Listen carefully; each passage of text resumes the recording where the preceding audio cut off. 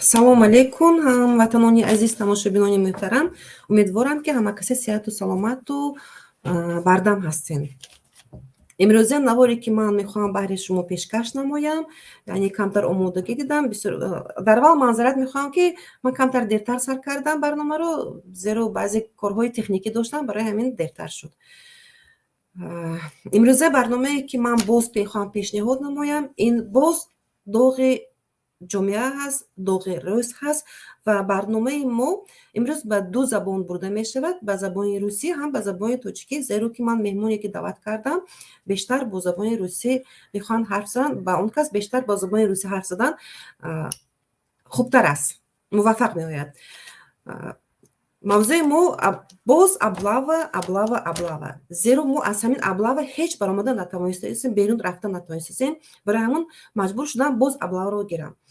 дар барномаи гузаштае ки ман кӯтоҳ дар бори аблава гуфта гузаштагӣ будам, баъзе нафарон эрод гирифта буданд, воқеан ҳам эрод гирифта буданд. Мумкин дар ҳақиқат ман қобили қабул аст, эроди ҳар як касро ман қабул мекунам, зеро камбудӣ шуданаш мумкин аст. Дар куҷое мо ки мо ҳама чиро дониста ҳам наметавонем, гарчанде ки ҳуқуқшинос бошем ҳам, дигар бошем ҳам, мо ҳама чиро дониста наметавонем, ҳамаи моддаро дониста наметавонем ва дар ҳама соҳа таҷрибаи бой ҳам дошта наметавонистем. нафарон эрод гирифтанд, дар ҳақиқат эроди онҳоро ман қабул кардам ки мумкин дар соҳаи ҳарбӣ таҷрибаи камтар дошта бошем ва махсусан ҳамон эроде ки як нафар гирифтанд, дар ҳақиқат он кас таҷрибаи корӣ бисёр доранд, исмашон ҳам Музаффар Бобоҷонов мебошанд. ман таклиф кардам, хостам барномаи дигарро омода намоям ва дар иштирокӣ, бевосита иштироки специалистон мегӯянд мутахассисои ҳамон соҳаи ҳарбӣ барномаро барам. Лекин мутаассифона ки ба ман дар аввал албатта розӣ шуданд, бо онҳо ба суҳбат баромадам. Онҳо гуфтанд ки мумкин бояд даъват кунед дар барномаҳотон шахсони махсусро, мутахассисро даъват кунем. Бале, ман даъват кардам, лекин боз мутаассифона ҳамчун ранги пештара дар охир омадан рад кардан, гуфтам ки мебахшиду, лекин мо иштирок карда наметавонем. ин буд ҷавоби мутахассисон. мутаассифона нашуд. Барои ҳамин барномаи ман ҳам камтар дертар ман омода мекунам, мушкилӣ мекашам барои пайдо кардани ягон нафар мутахассис. хеле азоб аст. ҳоло ки дар ватан будагиҳо умуман ба онҳо гап нест, гарчанде ки мутахассис ҳастанд. Бале, агар мутахассисон дар соҳаи худ баромад кунанд, бисёртар равшанӣ андозанд, ин ҳам барои ман, ҳам барои дигар нафарон, барои умуман миллат ин хеле хуб аст. Лекин дар он вақте ки мо фикру назари мутахассисонро гирифта наметавонем, онҳо намехоҳанд ки ба мардум фикру назари худро диҳанд, яки он донише ки ҳаст дар онҳо ҳаст, намехоҳанд бо ҳамон дониши худ тақсим намоянд. ин хеле мушкил аст. ҳарчи сабаб шуданаш мумкин аст. ман инро ҳам мефаҳмонам. маҳдӣ собириро ҳам низ даъват кардам. ин кас ҳам хеле чӣ бой доранд, таҷрибаи бой доранд ва дар ҳамин соҳаи ҳарбӣ хизматҳои хеле калон карданд. Он касро ҳам даъват карданд, мумкин бо сабабҳои узрнок бошад, иштирок карда натавонистанд. боз бармегардем ба ҳамон меҳмонои худамон, ба худи ман. хоб, ба фикрам камтар гапро дароз кардам, лекин инро гуфтан дар кор буд. зеро ки баъдан аз ман эрод нагиранд ки ту нодуруст гуфтӣ, ту хато кардӣ, ту гуфта натавонистӣ, ту ба мардум дуруст фаҳмонда натавонистӣ. ҳамин гапҳо нашавад. Агар касе мехоҳад ки дуруст фаҳмонад ё ин ки хато накунад, хатоги манро ислоҳ кунад, марҳамат, ба барномаи ман биёен, омода шавен, баромад кунед. гӯш мекунад. Мардуме ки касе метавонад гӯш кардан, албатта гӯш мекунад, ба касе лозим бошад. Гарчанде ки бинандагони ман на он қадар зиёд бошад ҳам, лекин дар оянда дар кор мешавад. Дар оянда наслони мо нагӯянд ки фалончи мисол ҳамехе мо муаммои ҷомеа доштем, мушкилии ҷомеа доштем, лекин мутаассифона ҳарф назаданд. Ягон кас баромад накард, даъво накард, ҳарф назад аз рӯи ҳамин муаммо. Барои ҳамин ман имрӯз гӯш накунад ҳам, ман хеле боварӣ кам дорам ки миллати мо ба гӯши миллати мо мерасад, қабул мекунам, қобили қабул мекунам. Лекин кӯшиш мекунам аз ҳамин 100 ҳарфе ки гап мезанем, як ҳарфро қабул кунанд. ин барои ман хеле хушбахтии калон аст. хоб, бармегардем. аблава шуда истодааст, хеле шуда истодааст. ман хеле асабӣ ҳастам. метавонам мумкин имрӯз камтар гапи сахттар ҳам гап занам. пеш аз ҳама бармегардем ба моддаи барномаи ман ҳуқуқи аст. барои ҳамин ман мехоҳам гарчанде ки қонунро ҳам поймол кардан, таҷовуз кардан қонунро ҳам, мехоҳам дар доираи қонун камтар як моддаро ҳамагӣ кӯтоҳ чӣ мекунам. Моддаи бен қонун дар бораи ӯҳдадории ҳарбӣ дар моддаи 31 ин дар моддаи 31 гуфта шудааст, ман ҳаминро маҳз гирифтам, ҳамин моддаро барои тахрим андохтани муҳлати даъво аз хизмати ҳарбӣ. Кадом нафарон метавонанд тахрим гузошта мешавад ва метавонанд ба муҳлати ҳарбӣ агар гапи мо гӯем отсрочка дода мешавад, баъдан мегиранд. Кадом нафарон? Хай мерафтем. Ба тахрим гузошта мешаванд. Якум, онҳое ки бинобар вуҷуд будани бад будани вазъи саломатишон, муваффақ набудани ғайриқобили хизмат дониста шаванд, он нафарон ба муҳлате ки то 1 сол метавонанд таваққуф гузоранд, метавонанд нараванд, иштирок накунанд. Дуюм, онҳое ки ба нигоҳубонии узви оилае ки кӯмаки дигар эҳтиёҷ доранд, яъне ки дар таъминоти пурра давлат қарор надоранд, ҳоло ки давлати мо кам нафаронро таъминот мекунанд. Яъне ки дар таъминоташон ҳамеҳоашон машғул мебошанд, сурат набудани дар шахсоне ки дар асоси қонун ӯҳда доранд ва узви зикргардаи оила ӯҳдадор аст, онро таълим кунад, таъмин кунад ва яъне ки ба кӯмак ниёз дошта бошанд. Ба ин нафарон низ дар нафароне ки ба синни нафақа расидааст, ин нафарон ҳам таъмин яъне отсрочка монда мешавад, тахрих карда мешавад, агар дар инвалиди гурӯҳи якум, дуюм бошад ҳам. Сеюм мешавад. Маънаи чӣ асосӣ аст? Кадом нафарон? Дар сеюм, дар муассисаҳои таълими таҳсилотӣ, агар миёна умумӣ, ибтидоӣ ё миёнаи касбӣ то муассисаи таълимӣ бошад, ин нафарон низ тахрим гузошта мешавад. Чорум, тарбияи кӯдакон агар аз модар маҳрум бошад, оғоз карда, панҷум, оғоз карда шудани парвандаи ҷиноятӣ нисбати ҳамун ашхос агар қарор қабул карда бошад, қарор дахтидор қабул карда бошад, ин нафаронро низ метавонад отсрочка бошад. Шашум, адои ҷазои ҷиноятӣ агар дар намуди корҳои ҳатмӣ бошад, корҳои ҳатмии ислоҳӣ бошад, ин нафарон низ маҳдуд карда мешавад ва яъне ки боздошт карда мешавад. Акнун боз ба дигар ба қисми дуюм мегузарем.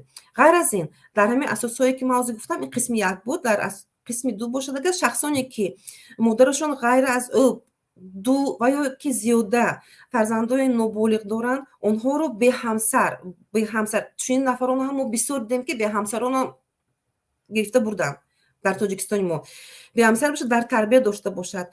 То ба балоғат расидани он писар, ҳамон фарзанде ки пас аз ӯ додараш ҳаст, агар то ба балоғат нарасад, ҳамин нафарро низ гирифта намешавад ба хизмати ҳарбӣ.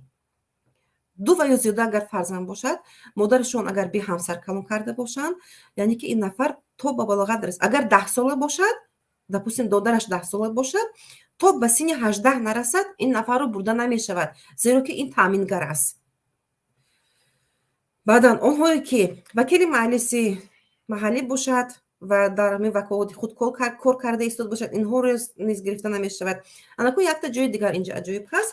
Ин асосан ба мо зарур ҳаст ҳамин пунктро гуфта гузаштам.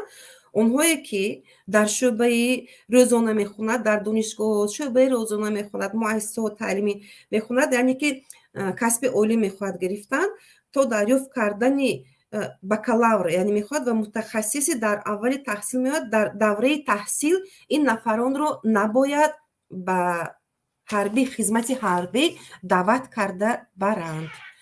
Баъдан лекин аз мо бошад, ман ҳозир поёнтар бо нишон медиҳам. Баъдан омӯзгороне ки таҳсилоти олии омӯзгорӣ дошта бошад, яъне ки донишгоҳро хатм карда бошад, муаллим бошад, агар ба забони оддӣ гирем, агар муаллим бошад ва дар вазифаи омӯзгории муассисаҳои таълимӣ, таҳсилоти умумӣ дар деҳот агар фаъолият карда истода бошанд, дар давраи иҷрои корашон онҳоро набояд ки мо гирем, яъне ки ба хизмати ҳарбӣ ҷалб карда шавад. Ана ин ман фақат ҳамагӣ якта моддаро овардам. Ҳозир якта чиро нишон медиҳам, инҷа айни муддаҳо мешавад. Айни муддаҳо. Ин навори чӣ мешавад? Радиои Озодӣ мешавад. Умедворам ки ягон проблема намешавад. Навори Радиои Озодӣ аст. Ман истифода мебарам аз навори Радиои Озодӣ. Як дақиқа. Ҳозир донишҷӯёни Ана инро гӯш донишгоҳҳои кунед. тоҷикистон ки бояд дар сафи артиш хизмат кунанд имкон доранд пеш аз муҳлат имтиҳони давлатӣ супоранд. ин тасмим дар пайи ирсоли як нома аз тарафи вазири маориф ба донишгоҳҳо сурат гирифтааст. дар вазорати маориф ва илми тоҷикистон фиристода шудани чунин нома ба донишгоҳҳоро тасдиқ карданд. дар номаи ирсолшуда ба муассисаҳои олии кишвар гуфта мешавад ки тартиби муқарраршуда барои гузарондани имтиҳонҳои хатми пеш аз муҳлат ва аттестатсия ба донишҷӯёни курсҳои 4 ва 5 ки мехоҳанд дар сафи артиши тоҷикистон хизмат кунанд дахл дорад. бархе аз донишҷӯён низ ба радиои озодӣ навиштанд ки дар баъзе донишгоҳҳо барои хатмкунандагон пешниҳод шудааст ки ба имтиҳони давлатӣ онҳо баҳои аъло гузошта мешавад, аммо бар ивази он онҳо бояд ба хизмати ҳарбӣ бираванд. ҳамчунин бар ивази хизмати 10 моҳа ваъда шудааст ки ин ҷавонон ба магистратура бепул қабул шуда ҳамчунин ҳуҷҷати ронандагӣ низ хоҳанд гирифт. аммо маъмурияти муассисаҳои олӣ дар ин бора изҳори назар накарданд. бар асоси қонуни нав дар тоҷикистон хатмкардаҳои донишгоҳҳо барои 1 сол ба хизмати ҳарбӣ ҷалб карда мешаванд. ҳамчунин даъватшавандаҳо метавонанд бо пардохти 25200 сомонӣ ба давлат дар тӯли 1 моҳ аз омӯзишҳои низомӣ гузашта соҳиби билети ҳарбӣ шаванд. имрӯз панҷшанбаи 28 апрел. хуб, гӯш кардем. Инро бибинем ки дар инҷо вазири маориф яъне ки номароҳӣ кардааст ба донишгоҳҳо ва он нафароне ки дар курси 4-5 ҳастанд, онҳо метавонанд пеш аз муҳлат, яъне ки пештар дастрочно мегӯянд ба забони оддӣ, дастрочно имтиҳонҳоро супоранд ва ба хизмати ҳарбӣ хоҳиш дошта бошанд раванд. инҷо гапи аҷоиб аст, хоҳиш дошта бошад. айни ҳол кадом нафаре аз мардуми ҷавонони мо хоҳиш доранд ки барои хизмати ҳарбӣ раванд? ман чунинро надидам. Хеле шояд бошанд, лекин хеле кам аст, шумораи хеле кам астанд. баъдан як чизи дигарро дар қонун гуфта шудааст ки яъне ки то тамом кардани онҳоро ба хизмати ҳарбӣ ҷалб кардан мумкин нест. охир ҳамин қонун ҳаст. дар қонун чунин гуфта шудааст. яъне ки дар ин ҷо мактуб метиҳанд, дар асоси мактуб метавонанд онҳоро баъд як чиз дигар ба онҳо баҳои аъло гузошта мешавад. аввал баҳои аъло яъне ки имтиҳон намегиранд, аввал гӯем ҳам мешавад. бе имтиҳон мегиранд, баҳои аъло мемонанд. баъдан ғайр аз ин баҳои аъло мондан ба онҳо боз чӣ метиҳанд? ҳуҷҷати ронандагӣ. яъне ки онҳо мешаванд дар оянда шофёр ронанда. инро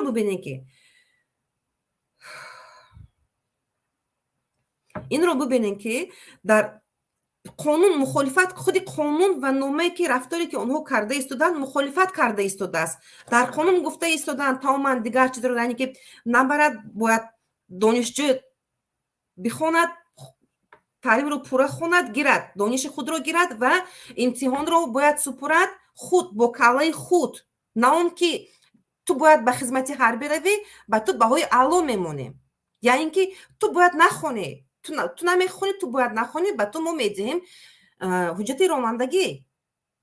ҳуҷҷати ронандагиро мегирад таксӣ, ина ҷиноят. ва инсоне ки намехонад, донишҷӯе ки имтиҳон намесупорад, аз ӯ мо чӣ хел кадр мегирем? бо як номае, яъне ки дар қонун тамоман дигар, вазир мегирад, аз пеши худ мактуб менависад, бо тасдиқ мекунанд, ранги гӯсфанд гирифта равон карда истодаанд. бахшиш гӯсфанд кардаед шумо мардуми моро. ман имрӯз хеле асабонӣ ҳастам, ба эҳсосот дода шуда истам. албатта, лекин фаҳмед. боз бармегардем. ҳоло мо меҳмонро қабул мекунам. бисёр чӣ накунам инҷо. як дақиқа. хайрулло, салом алейкум. умедворам ки сеҳату саломат ҳастед. бисёр интизор кунда шудед? не. хай мавзӯъро медонед? хабардор ҳастед?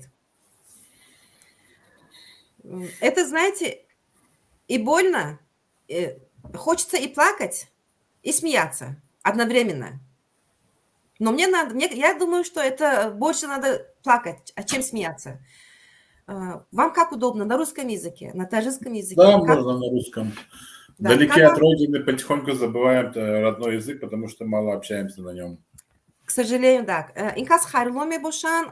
Хайрулло, он журналист, он работал, у него опыт очень, и он в Таджикистане долго жил, уроженец Таджикистана. И насколько я знаю, журналисты постоянно там смотрят разные такие информации, они все смотрят и берут оттуда то, что надо, особенно вот такие. И вы тоже осведомлены.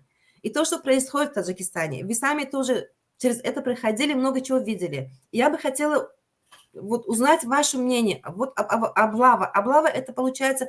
У меня сегодня такая тематика. Облава и Розани Гуфтагиам. Розани, как это перевела? Перевод Микарда Контоджикиба Русиба. Разбой, да? Разбойники. Разбойники. Но это так, совершенно разбойники. Алибаба и 40 разбойников получается наше правительство. И у меня там вопрос стоит. Я как бы сравнила вот эту нашу облаву с разбойничеством. Вот ваше мнение, скажите, пожалуйста, вот насколько они правильно делают? Это продолжается не первый год, поэтому то есть все очень много сказано на эту тему, то есть десятки лет уже. Я вам просто вот насчет того, что вы сами видели, я могу просто привести пример, как я, собственно, находился в военкомате, куда меня привезли, и я находился сутки в этом так называемом обезьяннике, где просто там, молодые ребята, то есть вот эта комната, она была переполнена, и там там были только 2 скамейки, то есть людям просто негде было спать, то есть это хуже, чем, например, те же изоляторы, да, временного содержания. Это еще хуже, потому что здесь вообще ничего не дают, ни воды, ничего, просто вот то есть я все это глазами видел, как люди приходят, выкупают, как проходили медкомиссию, какие там коррупционные дела. То есть это все происходило и 20 лет назад, и сейчас происходит. И понятное дело, что люди боятся. Во-первых, сейчас последнее вот это заявление президента относительно того, что таджикистанцы, как всегда, должны готовить продовольствие на 2 года. И самое главное, подготовиться защищать отчизну, отечество. Вот эта фраза была, она достаточно-таки яркой для родителей многих молодых ребят, которые поняли, что, возможно, скоро будет какая-то маленькая война, возможно, это будет на границе с Афганистаном, возможно, с нашими ближайшими соседями по Центральной Азии, я имею в виду Кыргызстан, который вооружается и сосредотачивает силой на границе. То есть, и с учетом того, что уже есть жертвы, да, этих же, стычек, столкновений как на границе с Афганистаном, так эти, конечно, родители сейчас боятся отправлять, потому что фактически, их дети будут первыми, кого отправят туда, да. В Афганистан, либо в Киргизстан. Да, сражаться, поэтому люди просто боятся, поэтому сейчас вот такой, то есть фактически этот ажиотаж, вот последние годы, честно говоря, не очень такой, я не видел такого сильного, скажем так, настроения, уклончества от армии я не очень видел. Почему? Потому что, то есть были, конечно, люди, конечно, бегали, конечно, да, были те же облавы, но в целом не так сложно проходил процесс призыва. То есть быстренько все, те же там громоздкие торжественные проводы, как у нас в основном Сагдийской области любят это делать. То есть, показуха. Показуха, то есть тратят огромные деньги, вот эти все формы одинаковые, их покупают, какие-то там, то есть декорации, то есть это все, опять же, на бюджетные деньги. Почему? Потому что такое ощущение, что их отправляют куда-то там, я не знаю, в Сирию воевать. Это просто просто призыв в армию. То, что обычно... И некачественный, главное. Да. То есть сейчас я понимаю, что у людей есть боязнь, поэтому сейчас немножко с проблемой, возможно, столкнулись.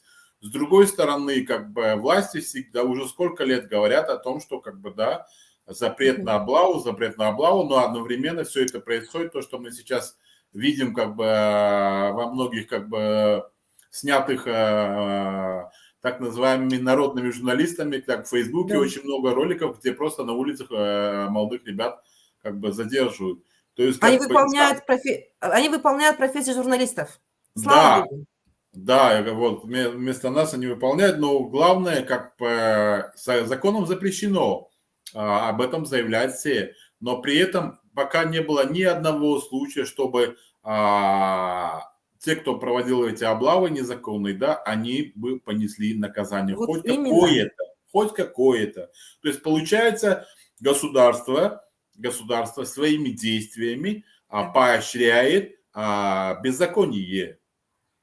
Вот о чем речь. Беззаконие. И смотрите, я бы называла в данное время то, что это преступление преступников. Да. Вот Преступников, если громко о чем и сказать. Да. речь.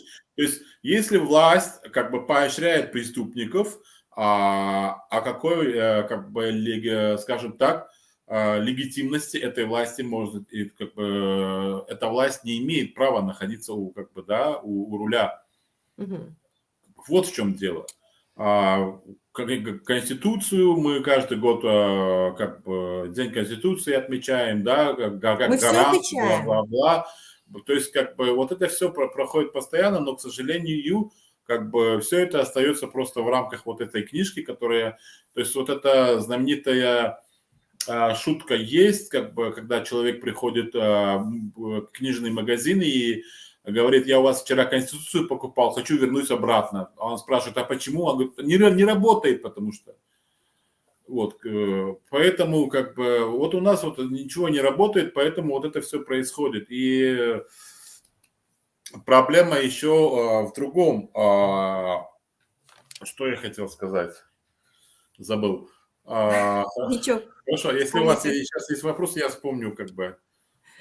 Смотрите, да. Проблема в том, что, да, у нас законы есть, у нас все законы есть. Как бы у нас демократическая страна, законы есть, но все это остается в книгах. И смотрите, то, что только сказала, да, наши законы противоречат. Это всегда во многих, не только в этом законе, во всех там статья или там закон наши противоречат одним с другим. Там-то сказано так-то, так-то, а в другом месте сказано, нет, вот этого нельзя делать, вот это запрещается. И как это понимать? Ну да, да, кстати, вот хотел сказать насчет последней новости о том, что как бы студенты 4-5 курсов могут, да, досрочно все сдать. Да. То есть как бы я сейчас могу просто привести пример, аналог, как это делалось, когда у нас как бы студентов вывозили на хлопковые компании. То есть как бы я долго разбирался, скандалил постоянно с этим делом, да, почему, как это все происходит, потому что это тоже было незаконно. И Конечно. там, как бы, власти Сагдийской области, как минимум, как бы, то есть мне официально заявили, что группа, то есть, да, как бы, группа каких-то студентов изъявила желание в письменном виде добровольно поехать, как бы, куда, на хлопковую На компанию. службу, да? И да, нет, там туда тогда было как бы на хлопковую компанию. И как бы на основе этого они решили всех вывести. Я говорю, извините, но все же как бы не подписывали вот это вот. Ну, понимаете, и вот с этого, и вот также сейчас я думаю, вот то, что касается как бы службы в армии, да, вот примерно так же произойдет, то есть какие-то организуют какую-то группу, какое-то письмо, формальное, что вот мы готовы, мы патриоты, бла-бла-бла, и вот на этой основе как бы потом погонят всех. Ну, проблема даже не в этом, проблема в том, что мне непонятно, как в государстве, где около 70% населения, считаю, является, как бы возраст которых считается как бы до 35 лет, то есть у нас очень молодое население, и фактически, то есть как бы у нас должен быть перебор вообще желающих, как бы, да, как бы перебор желающих, как бы, но, к сожалению, откуда этот дефицит? Я понимаю, что очень много выезжают на заработки, но все равно большая часть остается здесь. 8800 я вчера нашла. 8800. Что это? Это то, что данные я нашла в интернете. 8800 в данное время они служат, как бы, должны служить каждый этап, когда их набирают. Ну это то есть каждый призыв, как бы вот столько Каждый людей. призыв. Да, понятно, как бы. Ну, это очень маленькая, как бы, цифра, да, для Таджикистана, там, 10-миллионного Таджикистана, где, как бы, я еще раз говорю, подавляющее большинство составляет именно молодежь. Да. Я не С знаю, другой это правильно, стороны, да, неправильно, но... понятно, что, как бы, не хотят служить. Во-первых, сейчас вот это за счет того, что платное ввели, да, то, что могут как бы заплатить и это, то есть получается, что все, кто как бы, все дети чиновников, все дети бизнесменов или даже те молодые люди, которые сами занимаются как бы каким-то бизнесом, им Стараются. лучше заплатить эту сумму и два этих года продолжать заниматься своим делом. Это не Смотрите, считается... Хайрулла, Да. вот тут я, извиняюсь, перебью вас. Смотрите, вот тут у нас говорят в Таджикистане, это уже в моду, это со времен советских времен идет, да? Вот это долг должны, это родина, мать, мы должны любить, мы должны служить, наши молодежь обязательно. Смотрите, получается, если мы должны служить, это наш долг. А тут идет альтернативная служба.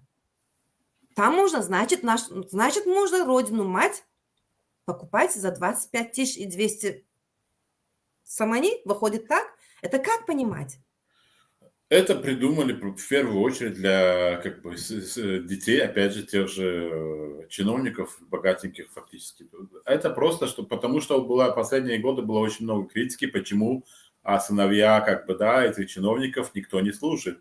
Да, у них, конечно, есть как бы отмазка, что они якобы учатся там, и все-таки вот эта критика, она была всегда на виду, то есть как бы, что и народ, что и международные организации, что и журналисты об этом постоянно, систематически говорят, но как бы, то есть поэтому они ввели, да, для всех, пожалуйста, но извините, как бы, у нас все-таки очень бедная страна, и не каждый может себе позволить просто так выкинуть эти деньги. Я понимаю, если бы я не знаю, насколько это, можно ли в рассрочку это все как-то оплатить, то есть или сразу, вот технически я не знаю, как бы, но в любом случае это достаточно серьезная сумма, чтобы как бы для какой-то семьи, соответственно, а если этот кормилец, например, тот же, который только достиг 18 лет, и он только начал зарабатывать в каком-то захолустье, да, в горном районе, где он просто пасет коров, вряд ли у него будут деньги, как бы, и сам, как бы, чтобы заплатить, забрав его, они забирают таких людей, хотя Забирают. вы Они говорите, ловят, воруют.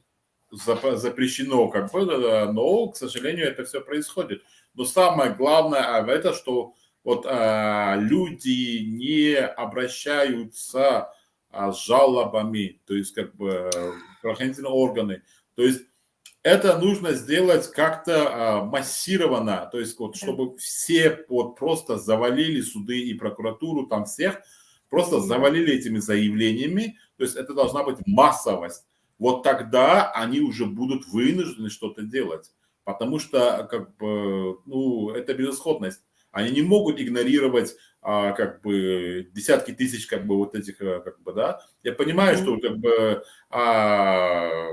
и именно, кстати, это нужно делать как то есть обращаться письменно и одновременно создать какую-то базу, точнее, может быть, это сайт даже, какой-то отдельный сайт, где будут регистрироваться вот эти факты и фактически и как бы количество заявлений поступающих как бы и соответственно как бы копию можно сразу отправить в аппарат президента, как бы, то есть и просто в режиме онлайн все будут отслеживать, что же происходит с этими как бы этими.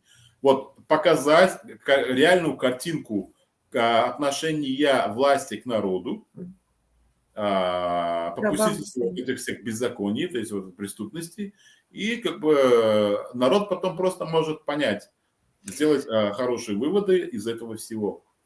Смотрите, Хайрулло, да, это вы, кстати, очень хорошую идею подали. Опять же, тут должны заниматься юристы и общественные организации, которые, правозащитные общественные организации должны заниматься этим. Но если они отказываются, видите, просто на эфир, да, они уже отказываются, они не хотят. Тогда как мы можем помочь? Вы думаете, внутри страны они там будут этим заниматься? Ну, Я не уверена в этом человеке. сейчас как бы многие правозащитники работают чуть-чуть по другому принципу. Они как бы не, как мы, журналисты, они не идут как бы, да, и не ищут информацию. Они работают только по тому принципу, когда к ним обращаются. Вот, извините, как бы не каждый знает там в каком-то горном районе, что вот здесь там в Худжанде, в Душанбе или там в Кулябе сидит какая-то адвокатша, которая, как бы, да, возможно, занимается такими проблемами. То есть, во-первых, как бы, то есть массово люди не знают об этом. Поэтому правозащитникам нужно изменить именно подход к делу. То есть пойти в массы, регистрировать именно, то есть это то же самое, что по пыткам. То есть, как бы, я как бы в каком-то интервью сказал, вот в среднем посчитал, то есть в Таджикистане не то, что ежедневно, ежечасно, вот если вот так брать все эти, ежечасно происходят пытки. Ежечасно. Если Вот. мы сейчас с вами тут разговариваем, а там кого-то там питают. Вот, да, уже там двоих уже пытали, как бы, пока мы общаемся. Вот. Да, к сожалению. Правозащитники фиксируют только те, которые к ним обращаются. То есть я понимаю, что многие... Проблема в том, что вот со мной многие сидели, как бы, да, их избивают, просто избитыми приводят. Они даже не знают, как бы, что это незаконно, понимаете? Они даже не знают. Они у меня спрашивают, вообще один из них спросил, я говорю, а вообще это они имеют право избивать вообще? Я говорю, конечно, не имеют. Это вы сами там видели своими глазами, я да? это все глазами сотни раз видел. Вашими... Да, то есть Очевидец. люди понятия не имеют, что как бы просто пытать, как бы это запрещено. А тут простая вещь, просто облава. Ну, как бы забрали, да, конечно, как бы люди говорят, ну, забрали, что он, оказывается, должен. Да, а вот эти моменты, нюансы многие, да, которые как бы приступают закон, вот это все как бы люди не понимают этого, они не знают этого.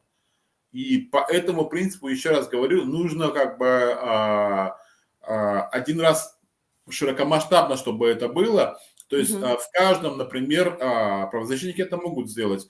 Нанять по 2-3 волонтера в каждом, скажем так, населенном пункте, да, в городах, районах, везде, чтобы у них были, чтобы каждый фиксировал вот эти все как бы факты облав, это раз. Во-вторых, фиксировать именно, то есть идти к родителям этих людей и объяснять, что вашего сына забрали незаконно вот по этим статьям.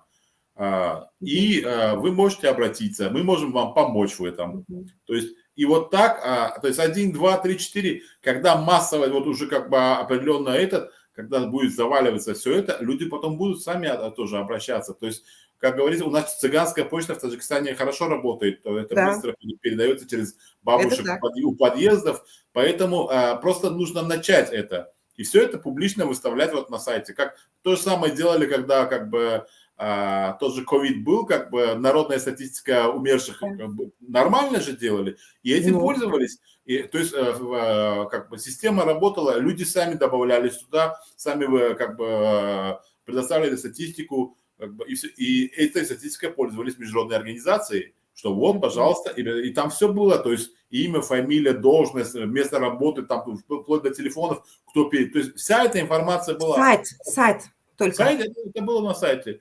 То же самое можно сделать, как бы сейчас, наверное, уже поздно, я не знаю, но как бы, это нужно сделать как бы хотя бы 1-2 призыва, чтобы понять масштаб этого преступления, которое совершается ежегодно по 2 раза, да? Это массово. Они должны завалить заявлениями, понимаете? Вот это военную прокуратуру, суд. Там что есть, все должны завалить, чтобы они раша гумкнат, да? Не раша гумкнат, когда, может быть, какой-нибудь эффект будет. Не эффект, хотя мало я верю, но может быть что-то будет. Ну, тут как бы есть то есть как бы по каждому факту они обязаны ответить. И каждый этот ответ, он будет, извините, но в большей части там будет либо глупость, либо обман. И вот эти все ответы тоже будут публиковаться на этом сайте, чтобы как бы еще раз подтвердить, как бы, кто такие правоохранительные органы, кто такие у нас власть, и что они делают с нашим народом. Вот так. Смотрите, журналисты должны, конечно, подключаться. Это больше всего журналисты должны подключаться. И те сейчас общественные организации, такие активисты, общественные активисты должны работать вот с этим очень тщательно. Вот именно в период, получается, с апреля по маю, 2 месяца, да, у нас там облава идет конкретно. А потом сейчас они... в этом роде. Да, апрель и май, вот 2 месяца. должны работать. Ну, там есть, конечно, дафтари чибутку азуни дилрабо, самадова. Пару таких этих есть. Но мне кажется, это... Ну, им просто нужно, наверное, еще раз говорю, то есть вот таким образом, как бы, скажем так, чуть более агрессивнее, как бы, этим заняться, потому что проблем в Таджикистане слишком много, проблемы, которые гораздо хуже, чем это просто облава, да, то есть тут достаточно таки легкие нарушения, можно сказать, по сравнению с теми же, которые у нас есть. Поэтому никто особо на это внимание не обращает.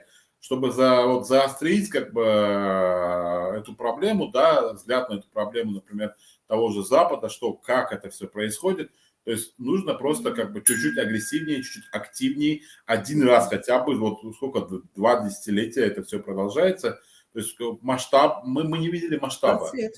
Да. Например, мы в Кыргызстане проводили такую акцию, это было лет 15 назад, что мы просто собрали, то есть у меня молодые журналисты были, человек 50, плюс мы еще человек 100 правозащитных молодежных организаций собрали, это человек 200. И представляете, человек 200 заходит в университет, вот просто массово, и во время перемены делает анонимное анкетирование студентов. На вопрос один. Самый коррумпированный преподаватель. Вот. И мы сделали в 7 или 8 самых крупных как бы университетах. И были, да, вы? Да, я это главный редактор, это все. У нас был сайт, наша версия называлась, молодежный сайт, я был его главным редактором, а этих ребят мы просто 5 лет мы их учили, то есть как бы это были наши, многие, они со школы начали, многие после окончания школы, они как раз таки поступили в университеты на журналистику, стали журналистами, все такое, то есть вот такое поколение, я могу с гордостью сказать, да, у меня очень много учеников, которые сейчас профессионально работают. То есть вот это была хорошая как бы масштабность, да, то есть мы провели вот это огромнейшее анкетирование, все это как бы, то есть там пачки, представляете, вот 200 человек, у каждого там стопка, и они все выходят как бы, то есть вот так, мы все это собрали, все это как бы анализировали, да, кто сколько ответил, но параллельно мы еще заказали социологические исследования, то есть профессиональную организацию, которая занимается соцопросами, и чтобы они параллельно сделали, чтобы по итогам не сказали, что, возможно, мы там что-то ошиблись, и фактически итоги их как бы опроса и наши опросы где-то там разница 1,5-2% всего лишь была, то есть как бы идеально фактически можно сказать. И за счет этой массовости мы потом по итогам сделали большую пресс-конференцию в Бишкеке у нас была, то есть как бы и все это как бы вот мы заострили нам, потом мы определили самого коррумпированного преподавателя, он подал на нас в суд. Что следовало ожидать. Да, ну, кстати, как только наши ребята сразу пошли к нему с камерой, у нас даже видео это было, что вот вас по итогам опроса вас называют самым коррумпированным преподавателем. Что вы можете сказать? Он сказал, это все неправда, бла-бла. То есть он сразу опровержение дал. Ну, естественно. Мы все это напечатали, как бы, а потом он подал на нас в суд, но проблема была в том, что как бы, то есть клевета, а там клеветы вообще, мы просто озвучили итоги анкетирования, не более того. Какая клевета там идет? Вот в том-то и дело, он сам не знал, как бы, то есть мы наняли мощного адвоката, самого лучшего адвоката Шамарал Мачиев, как бы, возможно, вы знаете. Кто? Шамарал Мачиев. Ага, это там, в Бишкеке, да? В Кыргызстане, да, он медиа-юрист, как бы, то есть, и он нас защищал, как бы, дело было даже в том, что мы как юридическая организация не были представлены в Кыргызстане. То есть по итогам, да, мы могли вообще отказаться от участия, но для нас это была реклама, мы просто как бы... А человек, как бы, он понял свою ошибку, когда уже подал в суд, потому что если бы суд как бы, то есть, как бы признал бы нашу правоту, он бы автоматически превратился в коррупционера, его там же должны были арестовать. Там же закрыли бы, да. Вот, и он подкупил, один раз подкупил, то есть суд вынес абсолютно незаконное решение, второй раз подкупил. Ну ладно, мы свое дело сделали, когда судоисполнители потом не знали, куда идти, потому что мы как бы юридически мы не представлены вообще в Кыргызстане. Говорю, ну идите вот Вот и все. То есть, но это, конечно, но главное, то есть вот это масштабное, то есть мы добились того, мы поняли, насколько это все изнутри как бы это. То есть кроме там коррумпированности, там другие ряд этих было, конечно. Смотрите, Хайрло, вот в данное время у нас вот это возможно в Таджикистане, вот как раз таки вот это провести. Это было в Бишкеке, так? Это в Киргизстане. Да. Это все вы делали в Киргизстане. Киргизстан, ну вы сами знаете, это немного другая страна. Вы И знаете, менталитет там другой. вы знаете, когда мы это в пару самых крутых университетов Бишкека зашли и все это сделали, по итогам, когда мы группа ректоров, как бы они обратились с заявлением в прокуратуру, что мы незаконно вот это все делаем. Тогда наши, как бы, там Роза Тумбаева, по-моему, была, да, она Министерство иностранных дел возглавляла, а она знала прекрасно нас, как бы, то есть нашу деятельность. Мы сказали, что вот так, как бы прокуратура хочет на нас наехать, непонятно за что, то есть прикрыть нашу вот эту деятельность. Она позвонила как бы просто генпрокурору, сказала, это хорошие ребята, они делают хорошие вещи, не надо их трогать, это вот ваши коррумпированные ректоры как бы это все хотят прикрыть. И все, вот видите, как вы говорите, Кыргызстан, но даже там нам вот так. То есть если бы не было вот этой защиты нашей, возможно бы мы это дело не смогли бы довести до конца, и мы не смогли бы показать тот масштаб коррумпированной коррупции, например, внутри университетов. А Вот. как в Таджикистане нам это делать? Вот возьмем это, скажем, вот эта облава, да, как бы, да, это неправильно, это прямо горит, можно сказать. Это большая проблема. Это, в дальнейшем это может быть еще хуже, понимаете? Если они в наглую... Почему я взбесилась? Мне очень было вот это посмотреть, то, что они там делают. Они прямо на глазах наглеют, понимаете? Они нагло воруют людей, заходят к тебе домой и тебя воруют. Так?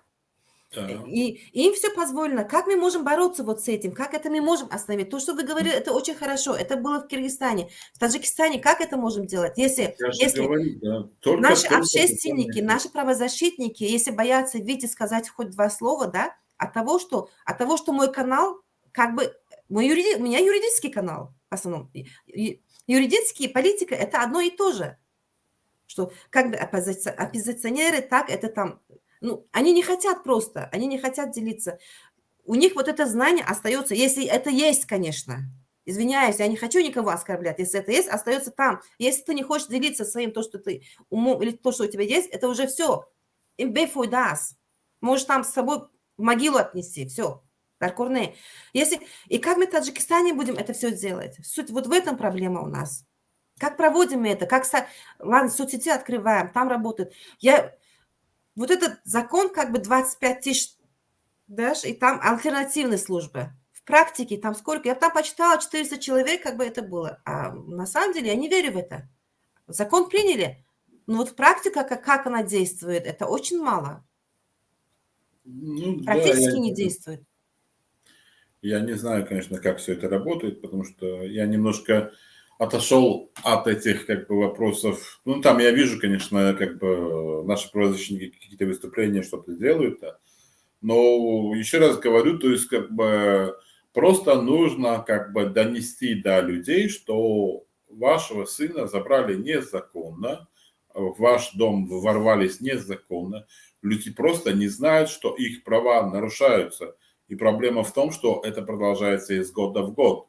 А у нас многодетные семьи. То есть, если он махнул на одного ребенка, ему надо напомнить, что через несколько лет они придут за вторым, третьим, и там, вы же знаете, например, тот же Юг, например, там минимум 5 детей, это минимум, а так там 10 и до 15 есть. А в законе сказано, в статье 31 там сказано четко, что там нельзя. Если один там служит, другой там идет, ну, более бушат там не можно. А там так. Давайте посмотрим один кадр. Вот как, кстати, мешает. Радио Озуди, я думаю, чинами кардагеш. Давайте посмотрим вот так. бохтар ба садама дучор шудааст. Дар ин садама як корманди комиссарияти ҳарбӣ ва се ҷавони тоза ба артиш даъват шуда низ ҷароҳат бардоштанд. наздикони Саид Анваршоҳ Эшонзода мегӯянд ӯро рӯзи 14 апрел ғайриқонунӣ ба артиш бурда буданд. наздиконаш ба ҳамкорам Маҳмудҷон Раҳматзода ин ҳодисаро нақл карданд. хонаи Саид Анваршоҳ Эшонзодаи 25 сола соатҳои 6 субҳи 14 апрел шоҳиди кашмакашу ҷамъ шудани ҳамдиҳагон буд. ҳамсари Саид Анваршоҳ мегӯяд онҳо дар хоб буданд ки садои кӯбидани дарро шунавид. аз хоб бедор шуду 2 нафарро дар пушти дар дид. ин 2 нафар худро корманди барқ муаррифӣ кардаанд ва шавҳарашро пурсон шудаанд. ҳамсари Саид Анваршоҳ ногаҳон мушоҳида мекунад ки 2 нафар кӯшиши ба манзил даромаданро доранд. аюса дромадин амиҷай гуфта овози аму шавҳарам биромад ки айдран гудагман метарсонем ва ман амиҷа ва он бачае ки гуфт суединакам амидан дада мара қапи дикас ударан дадроманро чанд тори ҷивана полни ғавҷидан ма ягон чизи сарира ягон кушнӣ надоштам. пас аз шунавидани фарёди ҳамсари Саид Анваршоҳ ҳамдиҳагон ҷамъ шудаанд. онҳо мегӯянд ки шоҳиди ҳодисае шуданд ки онро ҳеҷ гоҳ тасаввур намекарданд. 4 нафар Саид Анваршоҳро аз болои ин девор ба кӯча баровардаанд. ҳамсоягон мегӯянд ки 2 нафар аз дарун ва 2 нафар аз берун ин корро анҷом дода ба мошини берақам ӯро бор карда бурданд. бачаҳам дар сари девор биромад сни бачаи ма ки ҷон ма бихар гуфт ки ма дига наметавонам тречкор када шлопкош дар оҷа ғалтид ними сараш айдарамад почкош айдер айсан кашидан ғалтонданаш гирифтам баъд ки таброда кашида дар мошин 4 нафар айпочи ки дасташ қабдан тай саршанам ки ҷиқи дар мошин тиқида. Саид Анваршоҳ Эшонзода сокини деҳаи Чорбоғи шаҳри Кӯлоб аст. ятими кул буда дар тарбияи амакаш бузург шудааст. ҳамсараш баъди рафтани шавҳараш ба падараш телефон карда аз қазия огоҳ кардааст. хусур аз пушти мошини домодаш рафта огоҳ шудааст, ӯро кормандони милиса сарбозшикор кардаанд. хонаи духтари ма ба сари девор ранги Али бобо 40 розан води домай дуромадай шатакаш кадай майли бачаҳай зана шиба. даъвои хонаводаи ҳамсари Саид Анваршоҳ дар назди комиссарияти ҳарбии Кӯлоб аст. хонаводаи ӯ дар қазияи аблаваи Саид Анваршоҳ Умед Холиқзода муовини сардори шӯъбаи вазорати корҳои дохилии Кӯлобро гунаҳкор медонад. ин ҳам мошини Саид Аброр Абдулҳайф аст ки ба қавли ӯ нафарони сарбозшикоркунанда зада корношоям кардаанд. таим хелшид сариха телефон кардан биромадам. Так. Ну вот яркий пример того, что вот люди же высказываются, просто они не боятся, они в камеру все это говорят. То есть, как бы, и вот этим людям просто нужно помочь с тем, что как бы все, что как бы, то есть свидетели есть не один свидетель, да, там вот целая семья видела, возможно, соседей. То есть все это есть, это просто все нужно оформить как бы в заявление в прокуратуру. Это вообще незаконное вторжение на территорию этого. То есть там неизвестно вообще была повестка, не была повестка. Ну вообще, даже если это есть, это что это такое? Это похищение людей. За это вообще как бы серьезные статьи как бы грозят. Да, смотрите, это похищение. Там сколько уже нарушили? Незаконное вторжение. Так? Да. Похищение людей идет. Плюс к этому, эта машина попала под аварию, и этот человек лежит в больнице. И кто будет... Там никто еще... Там дальше еще посмотрим. Никто не компенсирует это все. Вот именно. И их плюс к этому обвиняют. Что на это скажем? Ну, я же говорю, вот сейчас это реально вот таких примеров много, то есть как бы они как бы готовы говорить, они готовы отстаивать.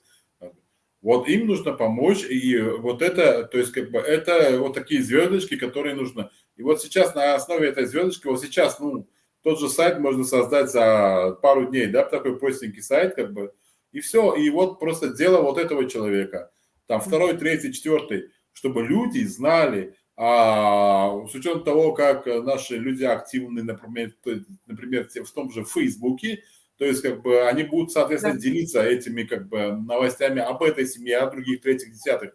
И, соответственно, то есть как бы на сайте будет всегда информация. Если кто-то у вас столкнулся с этим, пожалуйста, обращайтесь, как бы мы поможем там с обеспечением, например, тех же прав, то есть как бы адвокатом обеспечим в том же и как бы просто составлением этого, что заявление в прокуратуру о правонарушениях. Правозащитные организации должны заниматься этим в основном. Писать. Журналист не имеет права заниматься этим. Это Правозащитные организации. Да, журналисты могут обеспечить как бы освещение всего этого, что происходит.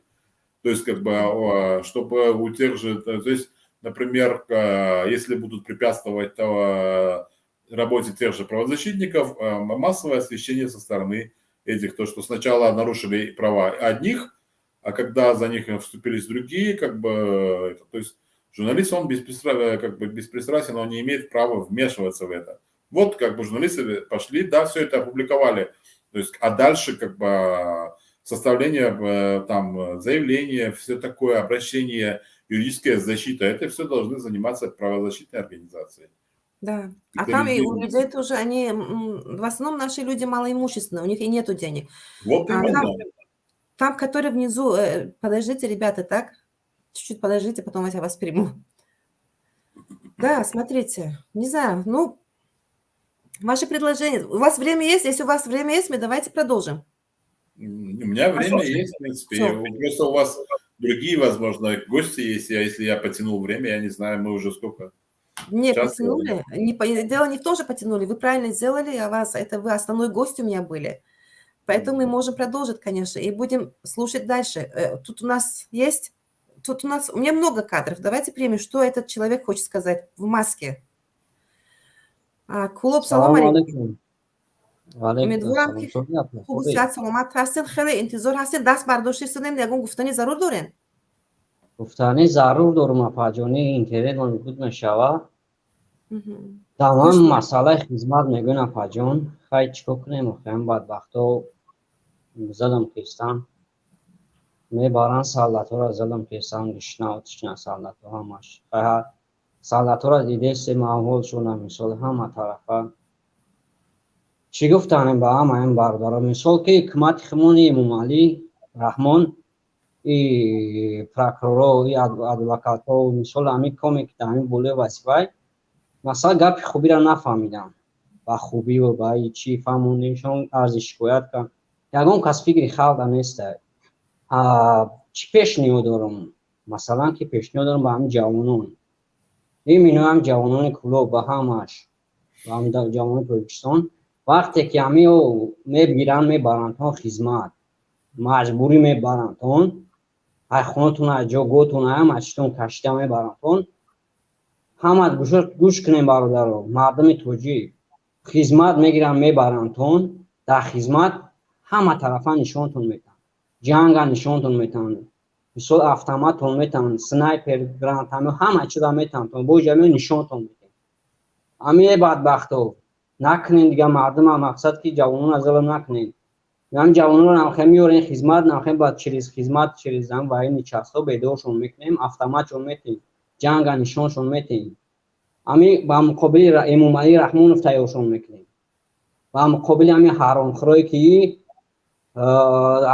که نمی ظلم کسی مردم بیچاره نمیمونه که مقصد که اینجا آرام بشینن با این و همین اخیر تیارشون میکنه که با مقابل اختون تیارشون میکنه حکومتی مثل ابلا و چیکو ابلا و نکنین دیگه مردم هم مثل نکنین جوانو را که امروز بیدارشون کسیم امروز چی بگم همه بیدار کسیم مثل که با هم تاریخ که همی شبکه بیدارشون کسیم که در داخل ارمیا در داخل وای نشسته автомат هست سنایپر هست گرانتانود هست همین امام علی را خچه میزنیم خاطی اولادش خاطی همین حرام خورایی که ظلم میکنه شما خودتون خدمت کردگی هستین؟ کلوب شما به خدمت رفتگی هستین؟ خدمت کردگی هستین شما؟ ما خدمت کردیم کار کردیم همچون کارمند دولت میگم پیشنهاد میکنم پایرانی میکنم رفتگیم شنوی سرحدیش هم مثل وزارت کارای مثل چی شایی همه سیستم را خود میدونم افاجون اولی سالت ها را مثل شما 2 سال خدمت کرده آمدگین درست فهمیدم شما را؟ ما 2 سال نه ما جا کار میکنم افا شما کار میکنین؟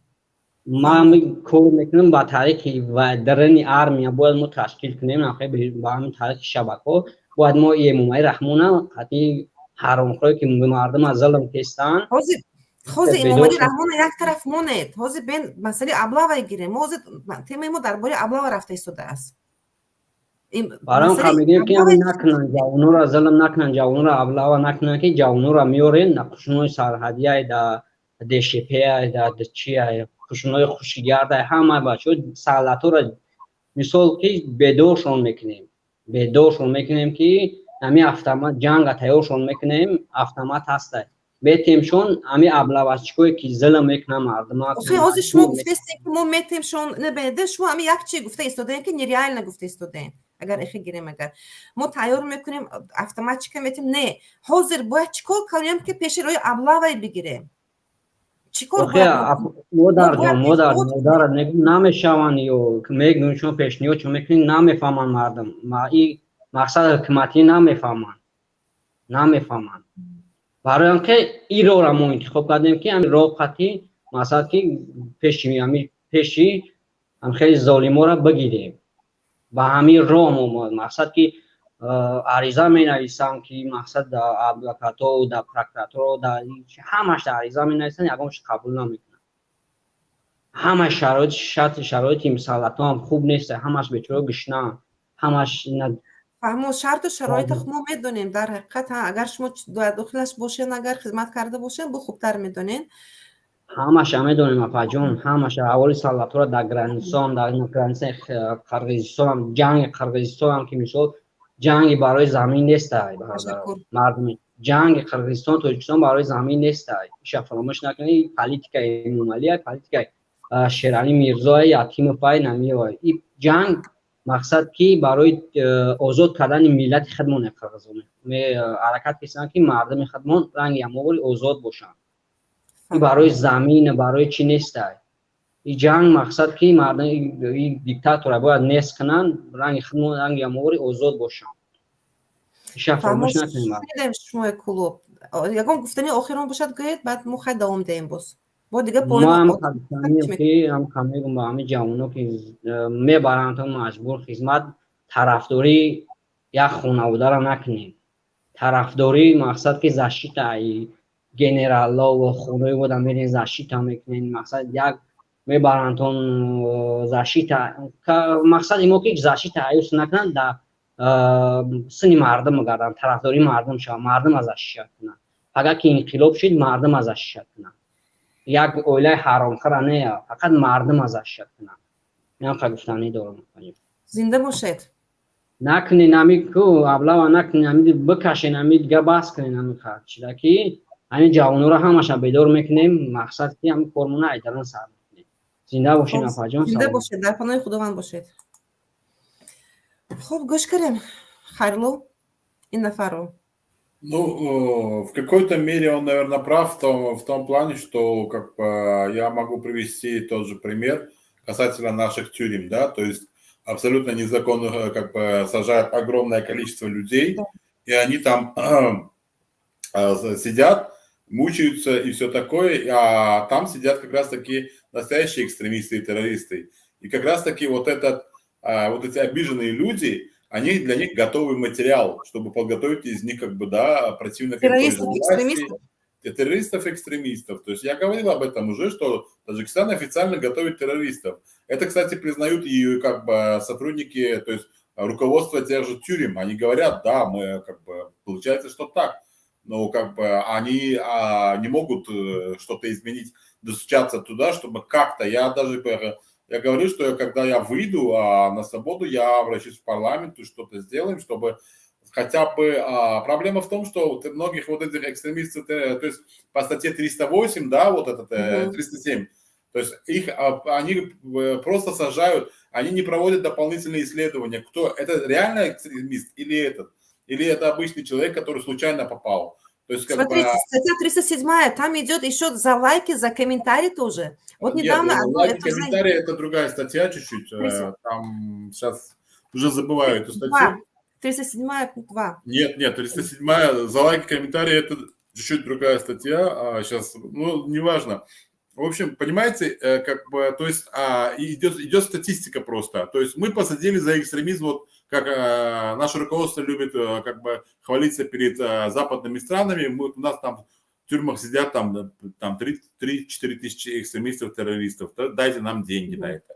на борьбу с терроризмом. Да, это же любимая фраза как бы наших властей, Да. чтобы клянчить деньги. То есть то есть как бы для чего это все статистика? Но они не думают даже о том, что завтра вот эти 34 тысячи человек выйдут на свободу, и эти люди обижены, а они им 5 лет там на мозги вот это капали, как бы вот эти настоящие вербовщики, которые специально садятся. Со мной рядом сидел один такой человек, который готовил, а он вот внутри камеры он это все проводил, да, по полной программе. То есть я видел, что он человек как бы умный. То А есть там есть он... такая возможность, чтобы их готовить? Да, да. Там же хорошо абсолютно. следят за ними, насколько я знаю. Да, но это просто такие мирные душевные разговоры, все такое. И одновременно он подстригал даже те ребята, у которых, например, были легкие статьи, там мошенничество, все такое, они могли выйти. И слушай, говорит, ради Аллаха можешь посидеть там годик-два, мы с тобой будем братьями, вместе будем там. То есть он подстрекал, чтобы они с ними сидели, как бы, то есть вот даже до такой степени. Потому что он видит, что это готовый материал, из него можно... Лепить что-то. Да, что-то лепить. И фактически эти люди выходят на свободу. И кем они становятся? Они обиженные. Это после пыток, после издевательств, после там надругательств над их женами. То есть чего только я не наслышался, не виделся. То есть как бы и подключают к половым органам тоже электричество, да, они становятся импотентами. Там. Это уже не мужчина, это просто такое тело, которое ненавидит власть, которая вот так... То есть это готовые, и они фактически выйдут. И сейчас как бы что-то в этом роде сказал вот этот молодой человек. Возможно, какие-то такие настроения есть и в армии. Вот. Да, я думаю, так. Там есть. А смотрите, вот наша армия, это самая молодая армия в Средней Азии. Если там другие, я вчера там по статистике немного почитала, если там, например, самый мощный – это Узбекистан. В Узбекистане это мощная страна. Разница у нас небольшая с ними. Это, если, допустим, скажем, в Узбекистане создалась у них в 92 году, 14 января, получается, а в Киргизстане, получается, а в Таджикистане только в 93-м, 94-м, 93-м, 22 получается, февраля. Но, смотрите, они почти одновременно, да, создавалась вот эта армия. Что в Узбекистане, что в Таджикистане, что в Киргизии, в Казахстане. Разница небольшая. Но вот эта армия, они очень мощные в других странах. Они тоже в Средней Азии находятся. Я не видела, что там у них была облава. Я не слышала, по крайней мере. Но в Узбекистане же они по-другому же сделали. У них просто, хочешь сделать карьеру, ты должен отслужить. И эта служба продолжается всего лишь там 2-3 месяца. Вот и все. И Смотрите, у них а очереди стоят, чтобы пойти. Да, очереди стоят, чтобы пойти отслужить, чтобы это. То есть там на маленькое количество, на маленькую землю у них слишком большое количество населения. То есть у них армия слишком маленькая, чтобы всех обслужить. Поэтому они сделали вот так, чтобы хотя бы все прошли. У них проблема другая, проблема перенаселенности. То есть была бы это огромная территория, но с другой стороны, как бы можно взять тот же как бы Казахстан. Огромная территория и очень маленькое население. Там сколько? 15-17, сколько их сейчас?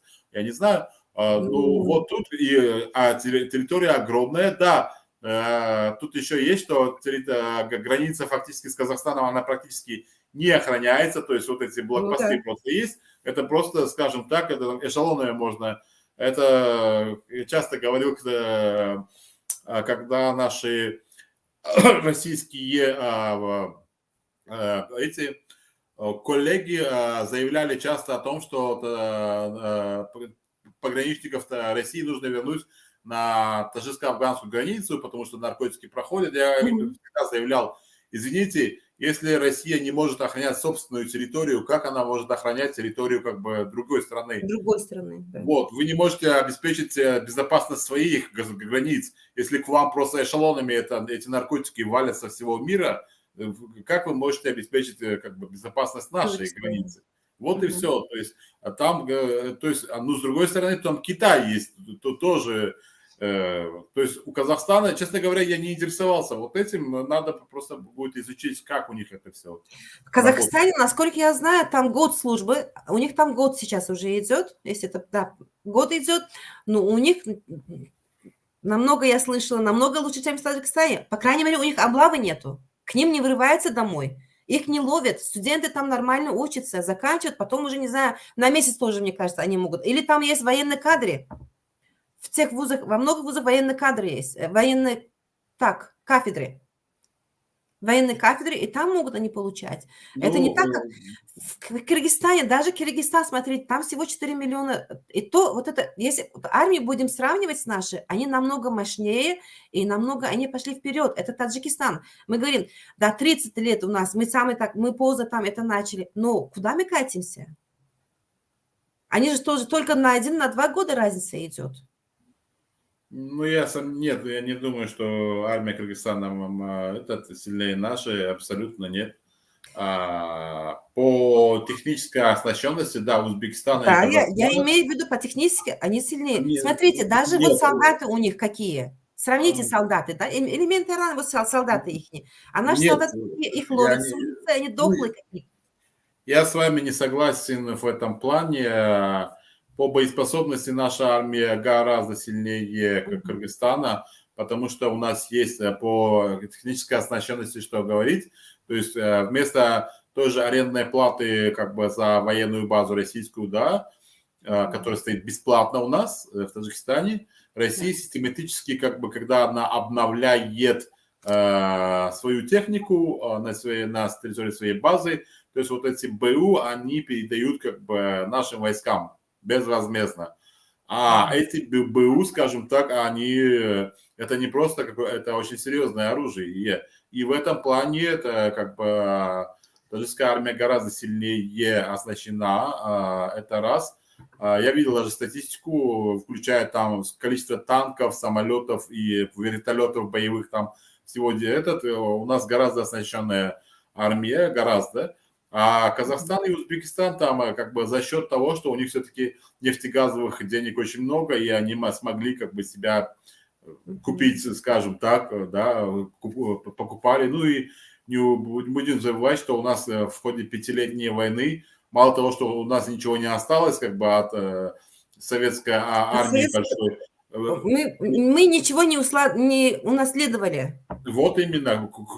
Плюс все, что у нас на руках было, все это в ходе этой 5-летней войны как бы, да, разбомбили, уничтожили. То есть фактически с нуля как бы все и начиналось. Я думаю, сейчас как бы в неплохом состоянии находится таджикская армия. И она оснащена не только сейчас российскими, систематически так, как у нас границы с Афганистаном, а западные страны прекрасно понимают, оснащают нашу армию как бы разной техникой, суперсовременной, чтобы как бы на границе все это. Поэтому я не думаю, что оснащение плохое. Тут проблема в другом. Проблема именно в самых войсковых частях. Если бы они создавали условия нормально, сейчас молодой человек говорит, что все голодные, да? То есть я знаю, как бы, с какие деньги выделяются, то есть те деньги, которые официально выделяются из бюджета на питание, этого хватит вот нормально, вот человек будет нормально питаться. Проблема в том, что опять же там коррупция и больше половины этих денег воруют те же все, как бы, да, начальники войсковых частей и все такое, поэтому они там голодают. Если бы власть была бы чуть-чуть, как бы это, да, она бы запретила вообще, как бы, вот это, как бы, то есть воровать именно из пайков солдат, потому что, извините, вот эти начальники войсковых частей, это фактически они боеспособность нашей армии снижают, не давая как бы нашим солдатам еду. Понимаете, это изменники Родины. Это можно в эту статью просто как бы, да, они угрожают безопасности своими действиями коррупционными, безопасности Таджикистана. Да. Их как вот за госизмену всех, вот именно статью госизмена. Ни мошенничество, ни коррупция, да, как вот эти... Уже им не подходит этой статьи. Да, это госизмена. Сразу же вот провести просто проверку в любой войсковой части пойти, просто чем питаются как бы наши солдаты. Я могу просто привести пример, как у нас интересно это было, например, в нашем следственном изоляторе, как вот эти баланды, которые говорят, постоянно мы ее почти не ели, потому что, ну, там мало съедобная эта и пища. И вдруг как бы приезжает какая-то комиссия из Душанбе. Нас всех готовят, все такое. И вдруг на обед нам приносят кильки в томатном соусе. О, оказывается, есть. Да, оказывается, есть. Оказывается, есть. Я удивился, оказывается, есть. Вот. И я потом передал. Слушайте, оказывается, у нас как бы согласно бюджету выделяется вот это все. Все. Я хочу, чтобы раз в неделю у нас как раз-таки в воскресенье это был... Там передачи не принимают. Да, передачки не принимают. Как бы, и я так намекнул тонко, что в воскресенье как раз-таки у нас передатчик нет. Вот один день рыбный день. И с того момента до моего выхода из следственного изолятора каждое воскресенье у нас был рыбный вот видите, день. как? Вот такой тазик приносит. Просто вот последнее воскресенье, которое у нас было, это даже со мной сокамерники сидели, говорит, ешьте, ребята, ешьте. Он скоро выйдет. Он выйдет, и все это закончится потом. Понимаете? Вы не увидите. Вот, то есть... Значит, главное, оказывается, можно. Можно, если потребовать. Это все есть. Это все просто либо хранится, либо воруется, как бы вот такое. Это в следственном изоляторе есть рыба. А то представьте, как бы какой паёк. В воинских частях? Да, для армии выделяется. Это там гораздо лучше должно быть все. И поэтому, еще раз говорю, как бы, если власть хочет реально улучшить ситуацию, вот с этим совсем, и как бы тут еще как бы вопрос, еще раз, если будет серьезная перепалка на границе или какое-то вторжение, вот эти полудохлые солдаты, да, они не будут физически готовы, скажем так, защищать или, скажем так, воевать сверхурочно, имеется в виду сутками, что лежа в окопах, там, 3-10, то есть с таким пайком, они должны быть... То есть вот это все власть должна осознать и фактически вот это устранить, в первую очередь создать хорошие условия. Если в конце концов была такая, что отправлю-ка я, вот когда тяжелые времена были, отправлю-ка я сына в армию, потому что это одним лишним ртом меньше как бы, да, дома, то есть его все равно нечем кормить. То есть по этому принципу отправляли в армию. Но он там голодал фактически, да, как в тюрьме. И получается как бы вот такая ситуация. Получается питание, смотрите, Хайрулло, питание, которое в данное время там у нас в воинских частях есть, в вооруженных силах, так, равно мы будем как в СИЗО или в тюрьмах. Наверное, да. Почти так. Потому что там люди, которые там действительно служили, выходили, ребята, которые сама беседовала, они говорили, что они голодали, они воровали. Почему они воруют? Они выходят воровать, потому что им нечего есть. Им баланду вот это дают, и потом говорят, что требуют от них. Иди защищай родину, иди там на границу служи. Со мной сидели такие солдаты. Со мной сидели 5-6 солдатов. Некоторые это были дедовщина, некоторые, то есть драка какая-то, некоторые были просто, которые сбежали. Двое из них вот эту баланду, тюремную баланду, они ели как вот, ну как креветки, как шашлык. Я говорю, а что так, это вкусно, что ли? Говорит, слушай, это намного лучше, чем у нас в армии. Вот и сравнение. То, что мы не ели там в этом, то есть мы не могли есть это, то есть, а в армии еще хуже, это войсковая часть. И он оттуда бежал. Говорит, слушай, говорит, это мне намного лучше нравится, я лучше здесь 2 года отсижу, чем там 2 года как бы воевать. Как бы. И вот яркий пример того. Я почему сказала, да, Хайрулло, извиняюсь, я почему сказала, что, смотрите, военным в Киргизстане они намного мощнее. Я имела в виду того, что солдаты у них, посмотрите, даже вот как на границе, они намного мощнее, они намного как бы здоровее, так? Они даже выглядят как этот... А наши какие дохлые. Маленькие такие дохлые. Они не могут даже оружие нести. Ну, я не знаю, как бы я не вглядывался, как бы, кто там... Как бы я... Они боевые ребята. В Киргизстане, киргизские. Ну, возможно, туда какое-то спецподразделение перебросили, чтобы вот это все. Я знаю, что, например, там в этих же когда были боестолкновения, там специальные группировки привозили, которые были подготовлены, и они фактически делали и сами провоцировали, и сами же потом воевали. То есть вот это все было. У нас тоже, например, когда вот эти столкновения несколько лет назад дошли до пика, просто перебросили как бы группировку того же там бывшего полевого командира, вот эту всю его армию, и они там всех в страхе держали, как бы соседи. Как бы со мной сидели исфаринцы, они рассказывали, как они их кормили, как они там расхаживали, вот так, пулеметом, автоматом, вот так, как бы, как этот терминатор, как бы, да, то есть они, как бы, там всех в страхе держали. То есть, ну, все зависит от того, как бы, боеготовности, как бы, да, этих людей. Зачастую же это солдаты-срочники, то есть, которые, как бы, стоят. Понятное дело, что когда такая ситуация на границе, туда нужно, как бы, в первую очередь, не вот зелененьких, как бы, а это все-таки границы, туда вот нужно уже контрактников, наверное, в конце концов, как бы перебросить, чтобы в любой удобный момент, как бы, он смог, как бы, отразить ту атаку или, например, уберечь жизнь тех же мирных жителей, которые там страдали постоянно. О чем я и говорю. О чем я и говорю. А наши там пограничники наши такие маленькие, такие дохленькие, они не могут оружие нести. И что? Ну, это не пограничники, да? Это наше население такое. Это наше, какие вырастают, такие их и берут. Большие эти, это и крупные, это дети тех же, как бы, наших богатеньких людей, которые хорошо всегда питались, ходили в спортзал, качались и все такое, могут себе позволить. Они физически развиты, и они учатся в университетах и все такое. А это как раз-таки дети бедных дехкан, которые, как бы, да, с детства кормили только хлебом и водой. И их потом ловят. Да, их потом ловят. И вот поэтому у нас, как бы, то есть внешне наши солдаты выглядят именно так. Им еще, как бы, выдают там одежду в 2-3 раза размера больше, как бы, и все это висит. Это вот, как бы, это не очень красиво смотрится. Я видел это все. Да, так и показывают.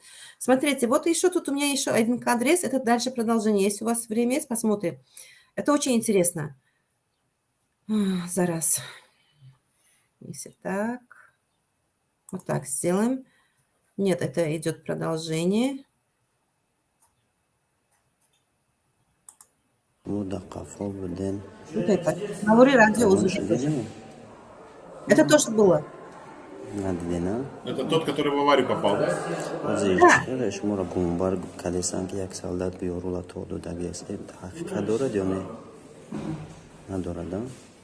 вале боз мармузтар, ваҳимтар ва ваҳшаттар фарзанди ин оилара кормандони бародар Шодӣ ки ҳоле дар беморхона ҳаст, фарзанди ин оила аст ки аблава карданд ва болои ин ҷурми он садамаро бо болои ин сарбоз бор карда истоданд, дар ҳоле ки сари чандбарак корманди комиссарияти ҳарбӣ менишаст. модарора иқадар нагарёна, иқадар модаро зулм набина, худаш ҳами вазъията чӣ қадар моро азоб метиҳанд. даже моро намебонанд даромадан ки мисол мо қатиш суҳбат кунем ягон чӣ кунем чизе ки аст даже ҳаму додар ман гуфтагӣ аст ки ман кардагӣ нестам, ман намедонам ягон чиз маҷбурш кардагиам ки бачам ту мақсад яъне афсаро сарбозои давлатшавандаро ба мошини шахсӣ мебаранд. ин мошини давлатӣ набояд бошад? не бояд мошини давлатӣ бояд бошад. ман гуфтам ки чӣ ба ино мошин надорам военкомат, гуфтанд ки хеле гап неста, вақте ки ай военкомат фармон мешавад любой мошина мегирӣ путёвка мети мегиранд мебаранд. модарҷон, шумо фарзандтонро дидем дар беморхона ягон бор? як бор ба як мисол чӣ бигем чӣ хел биромадам дидам хаё намемонад наздик гап зани қатъият як одам ҳаст мегӯй террорист боша бачаева намедонам. дар байни ай рӯзи ҷумъа мо дар қарияи боло сарсону саргардон ташвиш тӯҳмат ба чӣ рӯзҳо доданд. дар як рӯз ба ҳамаи гуноҳро дар гардани ма бачаи ма бор карданд. бинандои азиз, шумо идомаи сарбозчикор ё ки суҳбати оилаи ки аз деҳаи сари чашмаи кӯлоб омаданд каме баттар боз мебинед ва барои онҳое ки мехоҳанд ба кишварҳои аврупоӣ визаи корӣ бигиранд, агар шумо мехоҳед визаи корӣ ба Туркия бигиред. мо имрӯз барои он интихоб кардем барои суҳбат ки қирғизи тоҷик саломат шуд. Модарҷон, шумо ай киёр қатед ки боша вай даверунси В общем, так. Я не совсем понял, почему как бы как они его обвиняют в том, что вот эта авария произошла. Он сидел на заднем сидении. Да. Это была не его машина, правильно? Это даже была не служебная машина, даже не военная не машина. важно. А как его могут обвинить в том, что он виноват в этой аварии? Он что там, бил этих, как бы сопротивлялся? Вот какая мотивация сейчас, что как бы это нормально, как бы, похитители обвиняют своего похищенного в том, что они попали в аварию, но это смешно, конечно, абсолютно. Ина номаша меган ки хам дуздию, хам хари меган ку дар уфят. Это получается так. Смотрите, они воруют, они входят, это незаконно, все незаконно.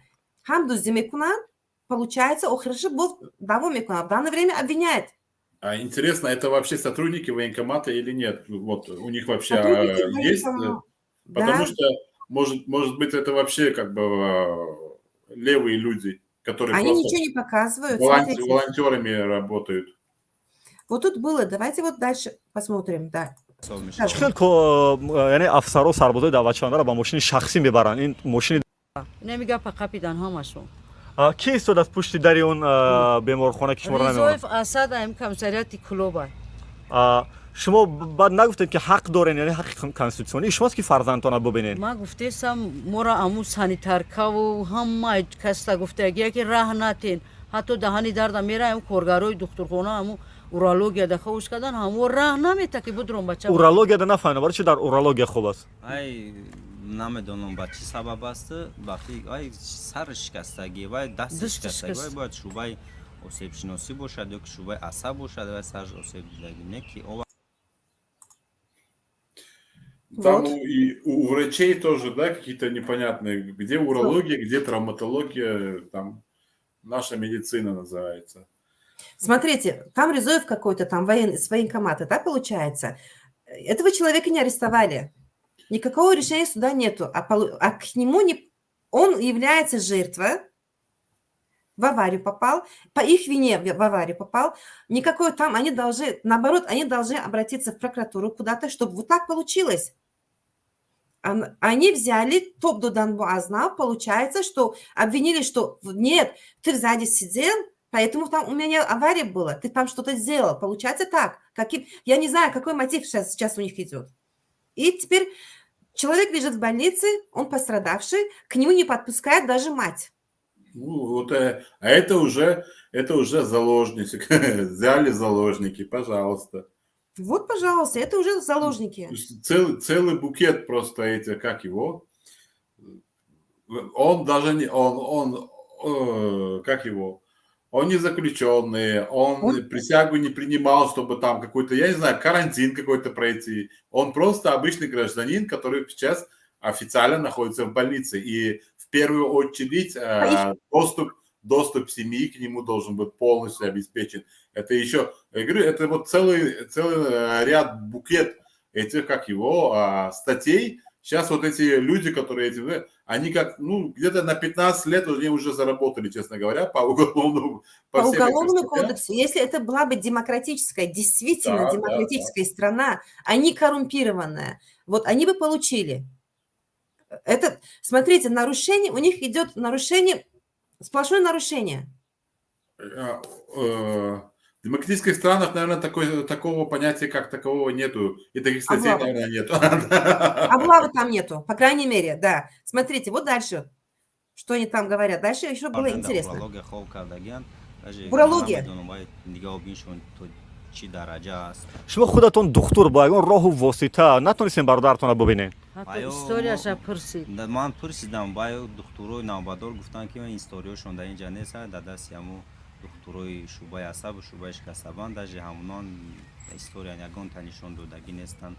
не ки мо маҷбур даромадем вақте ки маро гуфтанд ки мумкин нест даромадан бародар ман гуфтам ки мегам мумкин нест вайни прокуратура гуфтам хай ном насаб шад гӯяд мон пешон раем барои чӣ мумкин нест ки ин додари ман оли сарбоз шидагӣ нест шумо ина маҷбур кардесен ки как будто мошини шуморо рӯ шатоб додагӣ маҷбур заставид кардесанд вақте ки ман фаҳмидам бо пилуси фаҳмидам ки гуфтанд ки ин تو مرغی تو نمیشیدنی آدمی تو اگر گرفتنی میشدی میگفتی ما هم جوابت میداده میگرفتی. یعنی فشار روانی آورده فشار شده. روانی آوردستم. بعد هم حالت من گفتم که بیرنده بیست من قطعی نو گفت زنم بیرنده برآمد قطعی یک کارگر همون وین کمد بیرنده ایستاد همون حالت پیش اوچم اومدگی قطعی اوچم صحبت کردگی صورت گرفتگن. در هم حالت عکس دارین شما؟ عکس داریم و داشته نمیدونن اگر که میدونستن تماما ما را در و عکس اجازه هست که اونجا پیش رو کنید؟ اجازه هست شما بونت بیند. و میدونید چیگیش در همین است که وای پلیس در بالای کافلو گشته هستم بعد یک پاپشی 30 سومون ارزش داره بردم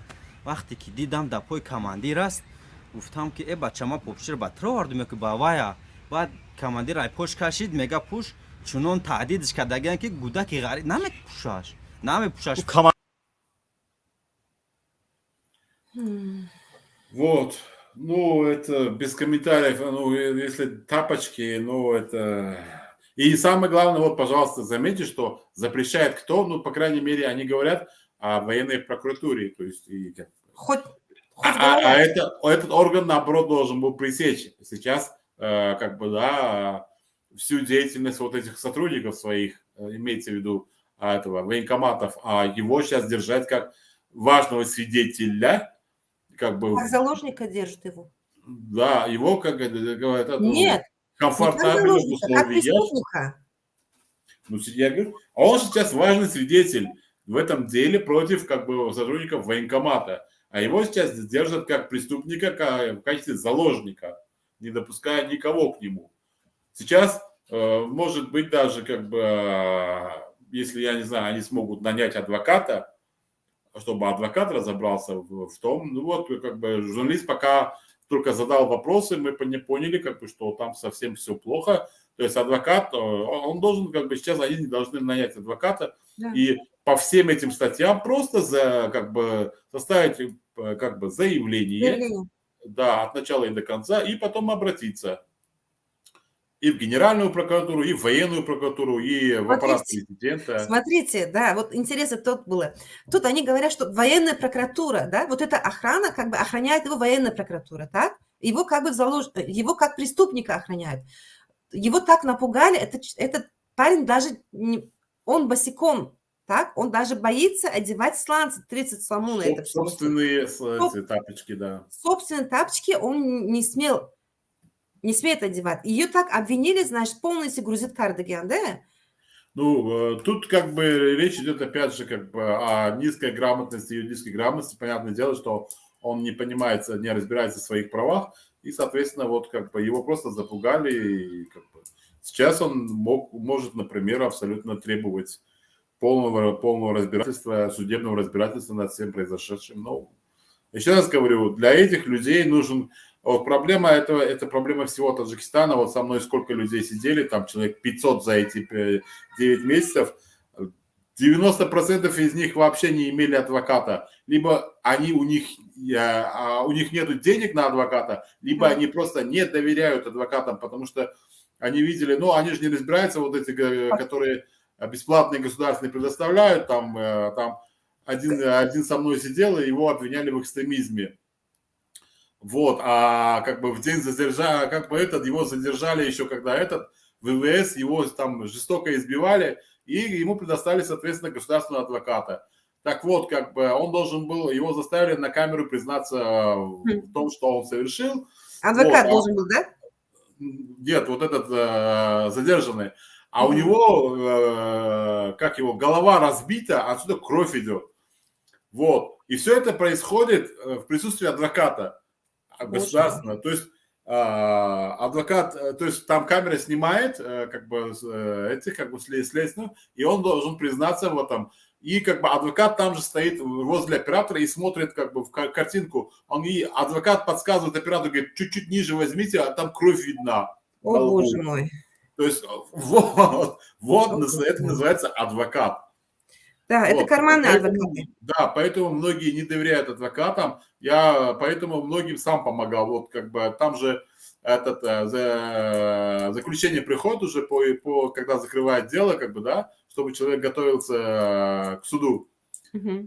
Вот, и вот это заключение приходит, там фактически все уголовное дело, ну, как бы вкратце есть То есть я читал эти, то есть я, когда люди рассказывали истории, я видел, что там история не совсем справедливая в его отношении. Я просто читал, и я готовил этих людей сам. То есть я находил Вы слабые выполняли роль места. адвоката там Да, все. внутри. А что там еще делать? Там я круглосуточно только этим и занимался. Там Ну были тогда случаи, когда некоторые поняли, что я там готовлю людей, и когда такие какие-то громкие случаи, либо этих людей убирали меня из моей камеры, либо вот это заключение, как бы, как его, вот, следственное, как это называлось, я уже забыл. Допросы? Нет, ну, следователь по итогам этого присылает вот этот, как бы... Обвинительное заключение же. Обвинительное заключение, вот. А вот некоторым, вот, которые важные, я их хотел готовить уже, ждали, им просто не предоставляли... Обвинительное заключение? Обвинительное заключение. Почему? Потому что он со мной в камере, и я могу его подготовить. Ну вот, пожалуйста. Вот такие случаи тоже были. Ну, смотрите, да, адвокатам не доверяют, адвокаты работают. Ну, действительно, я сама адвокат, я работала 11 лет, мне стаж работы адвокатский, но есть разные адвокаты. Сейчас, в данное время, и раньше тоже было очень сложно. Если уголовное дело адвокатам, это очень сложно что-то добиваться. Минимум, это только, может, какие-то сроки сказать, и то не бесплатно. Я И то знаю. просто так не делать. Но тут, смотрите, наш народ, вот именно вот в облаве, они куда? К адвокату обратятся, там денег нет у людей, у многих людей. Так? Они просто не в силах обратиться туда. Вот Получается, там опять же, вернемся к этому, правозащитным организациям, которые бесплатно оказывают услуги. Они должны в данное время.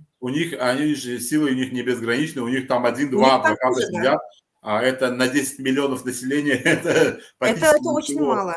Да.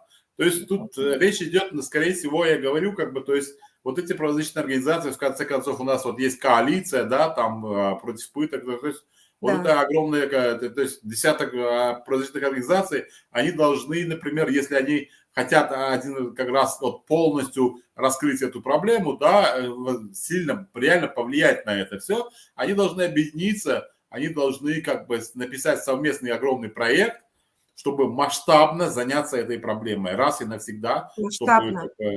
А не так, чтобы вот там что-то идет. Да, понимаю, что, опять повторяю, что в Таджикистане гораздо есть более глобальные проблемы, гораздо серьезнее, чем как бы облава. Но как бы если есть проблема, ее нужно решать. И, возможно, нужно начать решать как раз-таки из таких не более значимых проблем. Если как бы, потому что серьезные проблемы я сейчас просто не вижу на данный момент выхода, как бы, решения этих проблем как таковой. Вот именно, если мы не можем сейчас решить, да, вот это хотя бы облаву, сейчас если мы не сможем, это потом обрастет все больше и больше. Это последствия очень плохие. Будут очень плохие последствия после этого. Но студентов же перестали, в конце концов, вот надавили. Почему? Потому что, например, тому же Узбекистану как бы отказались у Узбекистана покупать хлопок, потому что там используется детский труд. Вот. Таджикистан сразу это, и все, перестали как бы вывозить тех же студентов на хлопок. Вот.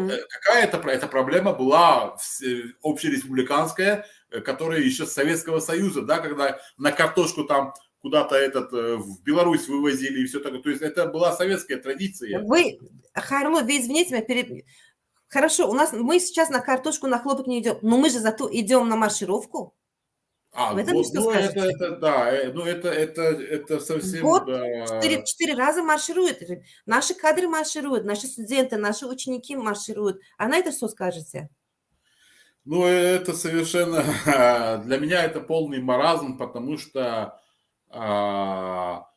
во-первых, те затраты, которые вот на эти все мероприятия, да, это огромные бюджетные деньги. И все это делается для чего?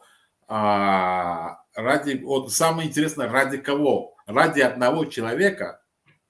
Потому что, извините, как бы мы не показывали, как мы красиво отвечаем, как мы красиво живем, мы постоянно ноем со всех трибун: помогите нам, то есть как бы каждый год десятки стран отправляют нам гуманитарную помощь, понимаете? И вот теперь, как бы, когда вот здесь я показываю, деньги большие. я показывал, как бы, какие кадры, как бы, то есть европейцам, какие у нас, как бы, города, там, вот эти, да, Душанбе, как же отстраивается, там, все такое. То есть вот это все роскошь, какие у нас мероприятия, вот эти стадионы, там, одни залпы этих, как его... Бедная фейерверков у страна, нас а там такой там, роскошь, так? да, да. То есть, как бы, они посмотрели, сказали, как бы, а вы точно бедная страна, да, вам отправляют гуманитарную. Я говорю, да, вот гуманитарная помощь.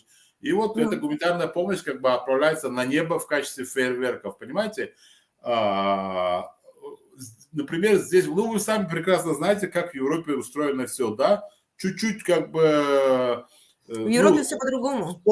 Вспомним тот же, как бы, знаменитый ролик, как бы, когда премьер-министр Дании перед парламентом отчитывался только за то, что это очень богатая страна, там шикарно живут, это одна из лучших стран мира, что премьер-министр оправдывался перед парламентом, что они покупали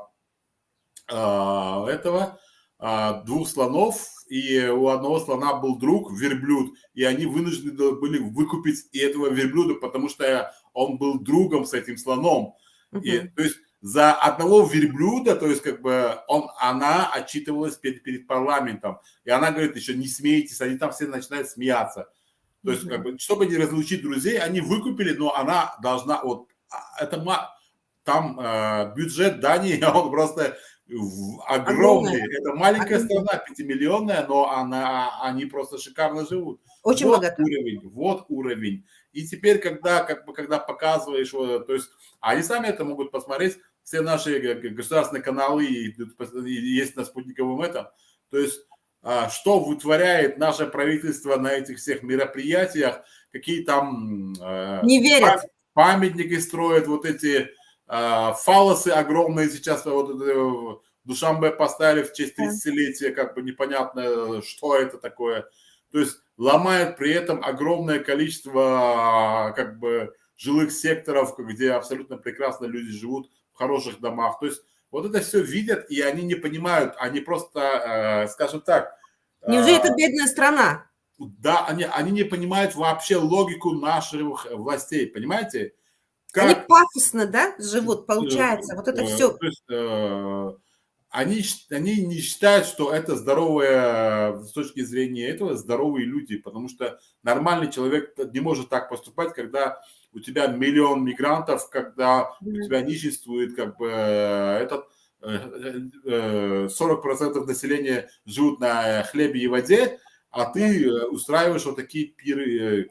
И при этом, когда я еще говорю, что...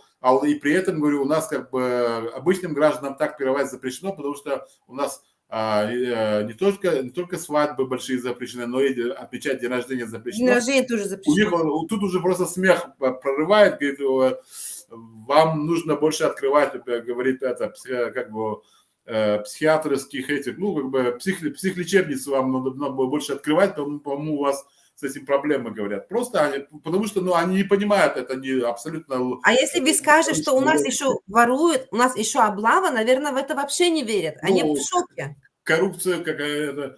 Кстати, вот интересный момент, когда была такая реальная история, когда из Центральной Азии наблюдатели поехали на выборы в Норвегию. А Норвегия это же наравне, то есть Дании, той же Швеции, Финляндии, то есть одна из лучших стран мира.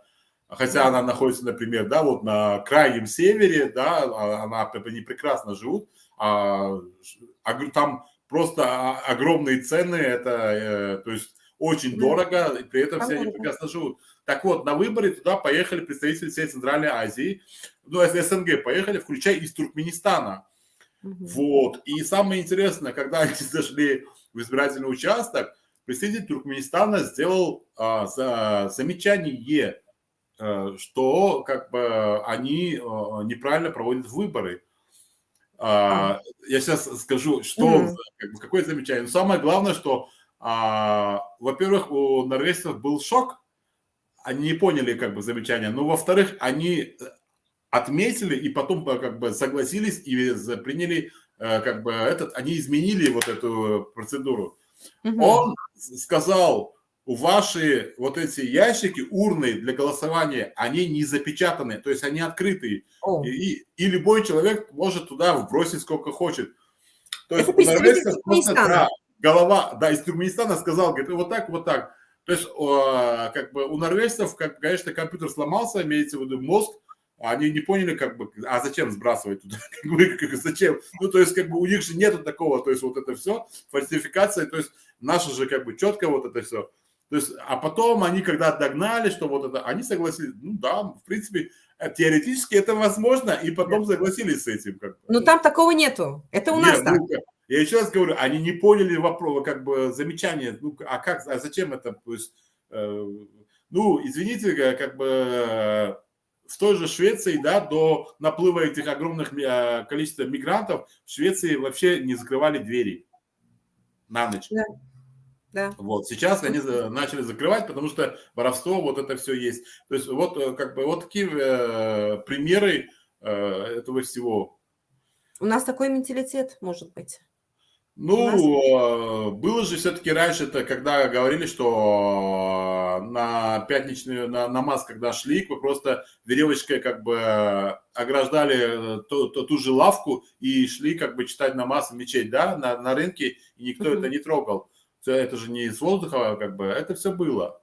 Вот, поэтому... Это уровень жизни, наверное, все это. Да. Уровень жизни. Когда норовит украсть, то есть там в той же Германии, например, на улицах стоят вот эти как бы дыхания, можно сказать, фермеры, они просто вот вдоль дороги выставляют как бы яблоки, какие-то там фрукты, овощи, просто ларек маленький, человек остановился, сам взвесил и сам в копилку бросил, сколько там цены написаны, то есть там никого нету, самообслуживание. Вот. А теперь представьте, если что-то такое, 5 минут, там ничего не останется, все, снесут, все. Понимаете? Почему это уровень жизни? Просто уровень жизни. Знаешь, у людей глаза голодные. Они не... Вот и все. Смотрите, вот чувство патриотизма у нас отсутствует. Вот это больше всего меня волнует. Чувство патриотизма. Патриотизм будет тогда, когда будет что защищать. Когда государство само относится к своим гражданам таким образом, как это... Вот, когда государство будет уважать своих граждан, когда будет ценить своих граждан. Вот давайте вернемся... Уважать закон и соблюдать. Следственному изолятору. Вот следственный изолятор города Худжанда, где-то он в 300 метрах от него находится колония. Тюрьма, да, колония. Тюрьма находится. Строгого режима. Вот так вот, там, по-моему, усиленный режим был. Строгий режим. Вот, каждое утро в 6 часов вот эта колония выстраивается на плацу, и они как бы стоя на плацу каждое утро, неважно какая погода, они слушают и поют гимн Таджикистана. То есть там громко говорю этим, как его, на всю это. И я слышу каждый день, каждое утро, я тоже слышу, потому что это 300 метров, а там просто огромные эти, да. А теперь представьте, там 40-50% этих людей абсолютно невиновные, и они страдают там 5-10 лет, там 15, может быть. И они каждый день слушают, их заставляют слушать этот гимн. Постепенно этот гимн превращается в какой-то, скажем так, ненавистную просто музыку. То есть люди уже перестают осознавать, что это гимн страны. Для них это просто ужасная музыка, которая заставляет их каждый день слушать и еще и петь. Понимаете? Я даже, как бы, мне было противно уже. Потому что 9 месяцев, каждое утро ты слышишь это. В 6 часов там начинается вот это все. Это как в Северной Корее. Да, понимаете? И как вы думаете, каким вот эти люди все выйдут? Я сейчас не могу слушать гимн. У меня вот это уже все засело, я не могу слушать наш гимн. Меня сразу вспоминается вот именно та тюрьма. Все. Та ситуация. Вот. Я всего лишь там был 9 месяцев. А эти люди там... 9 месяцев, вы знаете, там один день чего стоит. Да, вот именно. Да. То есть там люди там 5, 6, 10 лет там сидят. Вот. О каком патриотизме может идти речь вообще? Уже они оттуда первый раз выйдут и либо говорят, дергай отсюда куда-нибудь там либо уезжаем, либо идем воевать в Сирию. Да. Сколько там этих людей? Да. А они уже готовые, их там экстремисты подготовили. Внутри Все, там они уже. готовые солдаты, пожалуйста, наемники, ура. Вот как бы о каком патриотизме может идти речь. Мы любим свою родину, мы любим свою страну. Как бы сколько я защищал свою родину здесь, находясь даже здесь в Европе, как бы некоторые говорят, ты вообще фанат какой-то этот. Вот мои друзья сидим, что я сразу начинаю начинаю хвалить лучшую часть, да, то есть то, что как бы культуру, искусство, традиции, там вот эту историю, вот это все. Говорит, слушай, ты параноик, ты у тебя паранойя насчет вот, я говорю, наверное, просто я люблю свою страну, вот, от которой я сейчас далеко. Да, но проблема в том, что сейчас я далеко, и как бы я не могу прикоснуться к ней, вот. И очень много сейчас людей, кстати, покидают страну. Вот в чем дело. И скоро, когда вот эти мозги утекут, то эта власть останется с теми же бывшими тюремщиками, заключенными имеется в виду, и с теми же бедными людьми, которые как бы вообще не разбираются. Это будет такая кучка рабов. Да. Вот и все. Которыми будут управлять дети этих же как бы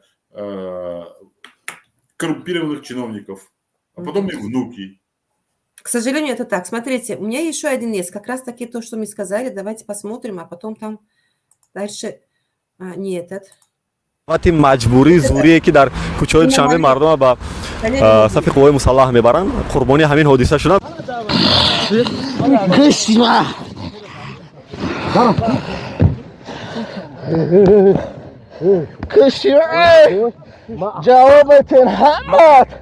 راه درفتیم پرسیدم شما که شما کدام وین کمدین بود راست دیگه دو حالتی همین خیلی وقتی شکنجه کردم بود من یک چند داشتم آمدودگی هستم معاون کمیسریت حربی همون نویه فیدرسی تلفن شب رو برد کامera کرد گفتم درونی ماشین میکنم تا بخند فهمیدم الان یگو کار کنه اوتونه هر یامش درکت جواب نگفتن من چه باشم الان یگو کار از نمیاد همه تو ونتیو در دانشکده ام با گروه آوانگارد مقصد فعالیت دارم بعدم باز بسیار پرسجو کردن که تو بلاگری خلاصی و خلاصی ولی جایی کم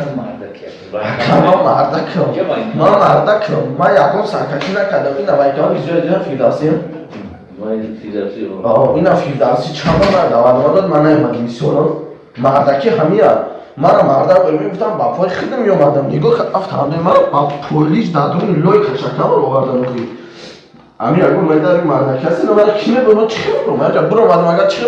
خواهش میکنم از نفرایی که در کمیسریات‌های حربی در شعبه‌های پلیس کار میکنن خواهش میکنم انصافاً از روی قانون فعالیت کنین چون این وطن هنوز سرقانون دارد و یک کشور دموکراتی معرفی شده است بسیار خواهش میکنم ما طرفدار همین چیز هستیم واقعا آبرو نفوذی سربازی وطن افسری وطن امروز برای ما قیمت‌تر از اون ابله‌های سرکوچگی شما است که در پایان ما را طالبان انتظار است در بالا قرغیز متاسفانه روبروی آنها باید ما افسرهای شجاع داشته باشیم نه افسر Ина, пожалуйста, этот авангард, он из группы авангарда, наши любимые. И одновременно он студент. Смотрите, вот разница в чем? В чем, что других студентов, которые действительно, они тоже учатся, их поймали через облавы, они сейчас, наверное, служат, и мы результат видим. Много таких кадров. Он тоже студент. Он из авангарда. Он, ну, конечно, там неприятно. Смотрите, это, если работники сами, вот это военнослужащие, они таким нецензурными словами, скажем, мягко выражаются, да, и там что происходит внутри, это еще нам неизвестно, Богу это известно. Вот вот этот член авангарда, он ничего, он вышел. Ну, понятно, он же член авангарда. Да, получается, члену авангарда он может и не служить. Ну, да, это же штрафной батальон МВД, который направляется против всей нашей братья журналистов, там, правозащитников, международных организаций. Они же постоянно там митинги устраивают, конечно. Они нужны на свободе им. Да, к сожалению. Харло, мы сейчас я одного человека приму, если у вас время есть, подождете чуть-чуть? Еще наверное, я уже закончу, мы уже почти 2 часа говорим. Хорошо, если... Да, спасибо вам большое. Если есть какие-нибудь предложения новые? В принципе, я сказал, да, я думаю, то, что я предложил, вот это... Пока я это вижу, я не вижу ничего другого, чтобы просто дать огласку. В конце концов, это получилось во время ковида, да, и все активно участвовали.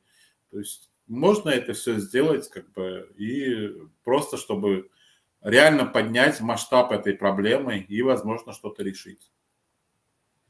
Спасибо, попробуем. Спасибо вам огромное, что сегодня приняли мое приглашение и участвовали. Рангиртар Кардет, что журналист Хастен, бисёрчи дегима, а опыт худотонах машарас. Нахлакадуден, то, что вы видели своими глазами, я думаю, что это было приятно нашим зрителям. Спасибо вам, приглашайте в будущем. Спасибо вам огромное. До встречи. Хай достойно гош кардем. Назари Харло гош кардем. این کسان خیلی از تجربه خود گفتن. اینا باز یک مهمون دیگر داریم قبول میکنیم. سلام علیکم اکمل استانایف. یک مهمون همیشه راحتی.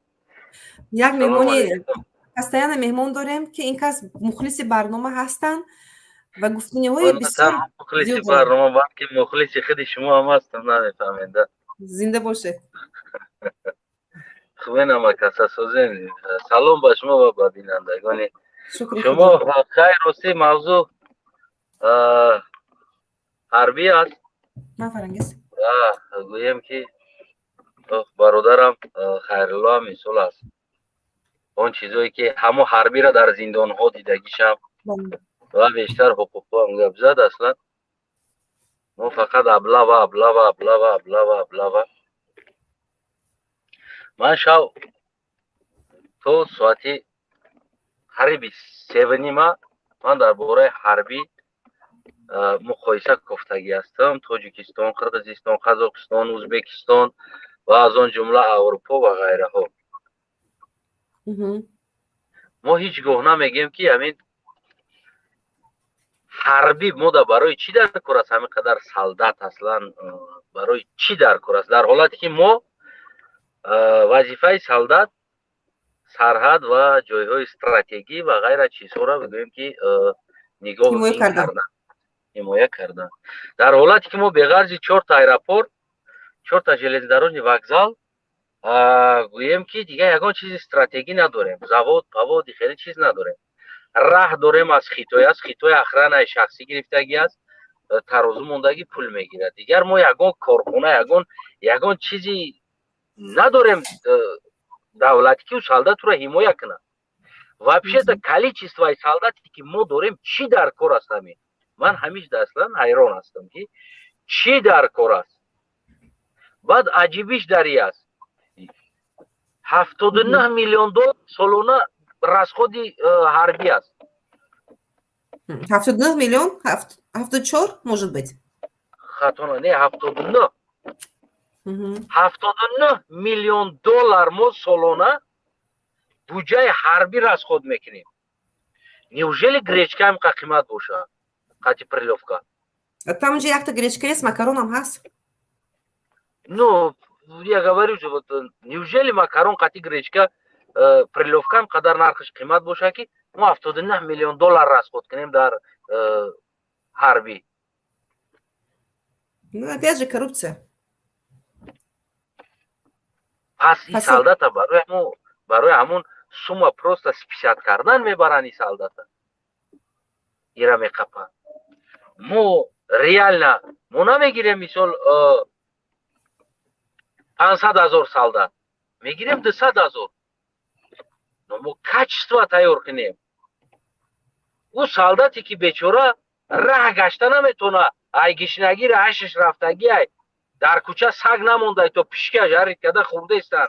او солдат او وطن حمایت میکنه. мо солдат надорем. И просто як номи ки як номиш ки неми ҳарбӣ просто сум списад кунад наиҷа. Як солдат 2 сол хизмат мекунад, 2 сол. Баъд аз 2 сол мея мега ки ма дар 2 сол 16 та тир парондагиам. Боқӣ чӣ кор кардӣ? Боқӣ наски шушт, пурсик шушт, ана бигем магазин давид рафт ба командира сигарет гирифт омад, нос гирифт омад, хизмати командира кард, гӯспанди командира вонӣ кард. Дембило рӯзи дрозуро очаша таъқир кардан, апаша таъқир кардан, хоҳараша таъқир кардан, дашном кардан. Ӯ дига мардакиш намонд, ӯ слабӣ шид, заиф шид. Мардак дар пеши тагару тари гапа гап зана, глоткаша меканӣ. Як мардака мебаранд, занак мекунанд дар уҷа, фандиш мекунанд ки ту нав мардак шидӣ. Ту чӣ хеле мардаки ки дар пеши ту хоҳарта таъқир мекунанд, очата дашном мекунанд, хоҳарта дашном мекунанд, зачумаритат мекунанд, наски мешӯй, ту мегӯй ман нав мардак шидам. ӯ чӣ хеле мардак мешавӣ дар уҷа.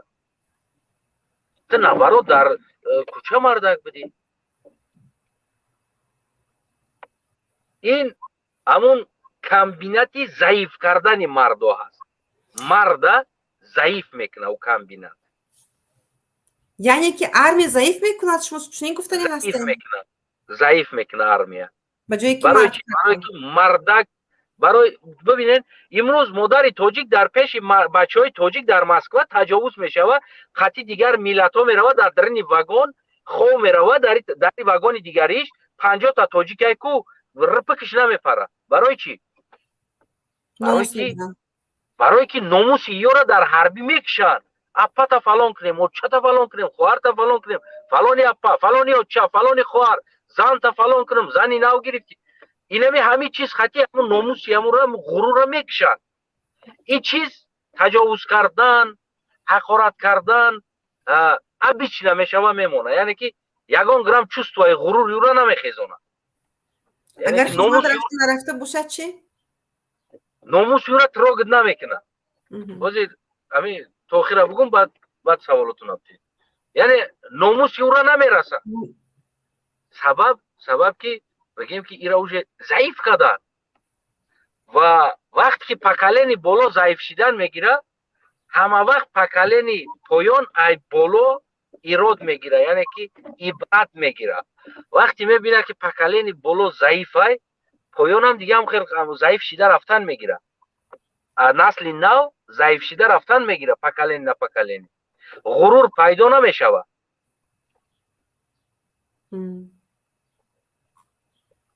наход танкҳои мо оли бародар гуфта истодааст, фахр карда гуфта истодааст ки Россия списат кардаги танкҳоша мода мета, ӯ танкҳо гарени мошни аст.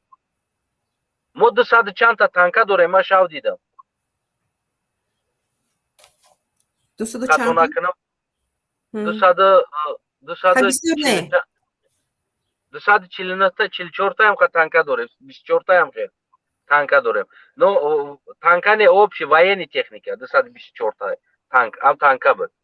Хоб, самолет мо чанда дорем? мо лётчик Тоҷикистонда надорем, ай тоҷик лётчик. яъне ки ҳамун истребителои мора хориҷӣ мерона, тоҷик намерона ура. барое ки мо мактабша надорем ура. ин чиз проблема ҳаст дар мо. ё рӯзи дуруз дар дастошон тиёқ мераванд ай кӯча, ту биё фалони хизмат кӣ, ту биё хизмат кӣ, иҷа қарзи ватан ай, иҷа биё ту хизмат кӣ. дар ҳолате ки шумо отчёт битен ки 79 миллион доллара шумо да гречка расход кардестед. як либоса 13 солдат мепӯша, 13 поколени мепӯша як либоса. я патинка на пошнаш мондагӣ, на чиш, на хеле каҷала шидагӣ рафтагӣ, солдата миёрем, пош наметем, пои ӯро майиб мекунем, фалони апа рост бес, наланг рост ра бигард. ӯ бечора маҷбур ба пошна каҷела як одами солим оварда, як патинкаи каҷела дода, як либоси остинош кашон. ӯ якта мо военни часта 100 чанд дона парадни форма аста, 100 чанд дона парадни форма аста. парад гузаштан, гӯем ё ки амо присяга қабул кардан, ҳамора миёран мепӯшонанд, ҳама бучид мега ки ҷа бидурем бикашен, давай кӯҳнора пӯшен ки уна дедо партофта рафтаги либосора пӯшен. яъне ки чӣ ҳарбӣ аст аслан? чӣ ҳарбӣ дар ҳолате ки дар дохили ҳарбӣ низом набоша, нест қонун. ҳамин солдат ая таҷовуз намекунад, халос. рӯзи дроз оча фалон, аппа фалон, хоҳар фалон, фалони аппа, фалониев хоҳар, оча, рӯзи дроз. чӣ тарбия бигира аюҷа? баъд чӣ дар кор аст унамуқа солдата ҷамъ кардан дар амуҷа? кида дар кор аст? намешавад ки мо мисол 500,000 нева, мо мисол 100,000 солдат бигирем. зато качество қати тайёр кунем. зато гуфт ҳамун гапо ҳамун 79 миллион доллара гречка нева бо гӯшт бихарем битем, таъмин кунем, либоси хуб бихарем, яроқ бигирем битем. солдат дар ӯ 2 соли хизмата 16 дона тир парондааст. паложнаш шанқа аст. киҷоши дигар тиро. ҳама ёра учебка гуфта списад мекунанд, ё контрабанда қати мебаранд дар Афғонистон мефурӯшанд, пул мекунанд, доллар мекунанд, миёранд. ҳама айна миранд. яроқора Россия списад гуфта дар Тоҷикистон мета, Тоҷикистон баъд 1 сол списад гуфта дар Афғонистон мебаранд, мефурӯшанд. пул кор мекунанд. пеш аз як инсон, як одама як ҷо даъват кардан уҷа бояд низом дошта бошад. аслан айби мардуми тоҷик чай?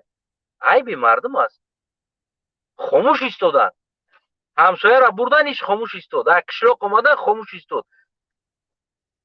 дар аблава ҳозир ҳамун милиса, ҳарбӣ ё ки бигем ки военкомат ино аблава намекунад. аблавара ништатнико мекунад. ҳамун чандин аблавае ки боша, шумо як бор назорат кунед, як таним ташта ягон одами низомӣ агар қуш набоша, ҳамаи ҳамира ништатнико анҷом метавад. барои чӣ? барои сари ҳар як сарбоз овардан маблағи муайян аст. маблағи муайян аст. як сарбоза биёд, фалон пул гӯем ки награда мегирӣ. сари як сарбоз. ман вақти Тоҷикистон будам даи предложение мадам шидагӣ буд 100 бор. мисол ки биё то добровольно мерем, мевардорем дар бозори Помир бозор як бача аст, як чишмиш курай, ай ёвонай намедонам, ай гиҷоя, як чишмиш каҷела. ӯ ягон алоқа да ягон ҳарбӣ да ягон ҷо надорад. мисол гирем, ӯ дар бозор стоянкада пулчина кай. вақти аблавада гражданский як мошини леганзе гирифтагӣ буд, ҳамун давр замон да ман амуҷа буданда. бигем 3 нафар мешида, намедонам ош ки будан, меомада хона ба хона қапида бор када дар мошини ҳаму мебурдан, дар бигем ки военкомат меспоридан ва дар фикр кунам охири мо ё ки ҳар як солдат ҳам бурданда ягон ҳафтада ё ки 10 20 бурданда, баъд наградашона мегирифтанд. ин чиз открит аст дар Тоҷикистон. дар Тоҷикистон ягон ҳарбӣ биромада аблава намекунад.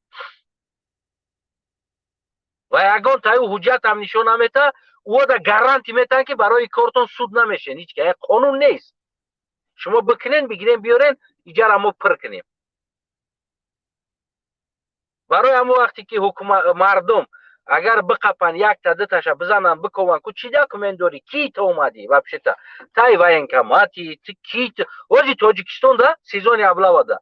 ман любой хона бидурам аблава кунам, фарзанча бигирам, кашола када бизвори дар мошин бор кунам, як қишлоқ одамай ку ҳеҷ ка интересоват намекунад ки ман ҳарбӣ ҳастам, ман вазифадор ҳастам дар ҳамин, ё ки ман просто як одами гражданскием, бигем ки ура мебарам, мекишамаш, намедонам, любой кор кунам, ҳеҷ ка ҳама аблавай хапка. яъне номи аблава дар гӯши мардум шитагия. як каса бидро дар хонаш таҷовуз ка бибиробира, мега ки аблава омада буд, намега ки як маньяк омада буд. садото нест. мегӯям 10 нафари дигар тамошобин аст. тамошо мекунанд, нестанд? як қишлоқ тамошо мебинад, 10 нафару субеста. ҳамун як қишлоқ ҳами ба ҳазур ба сари баланд тамошо мекунанд меистанд ҳеҷ каку намеқапа амура ку иҷа биё биши иҷа калта намебанданаш даст почаша кит ай кадоми фармонат куҷо шид коғазат кира иҷозат дод коғаз дод ки бира ҳами кора бикӣ яъне бояд фармон як мошинай як мошин путёвка надошта бошад дар кӯча биромада наметавонад як мошини давлатӣ барои путёвка дар корай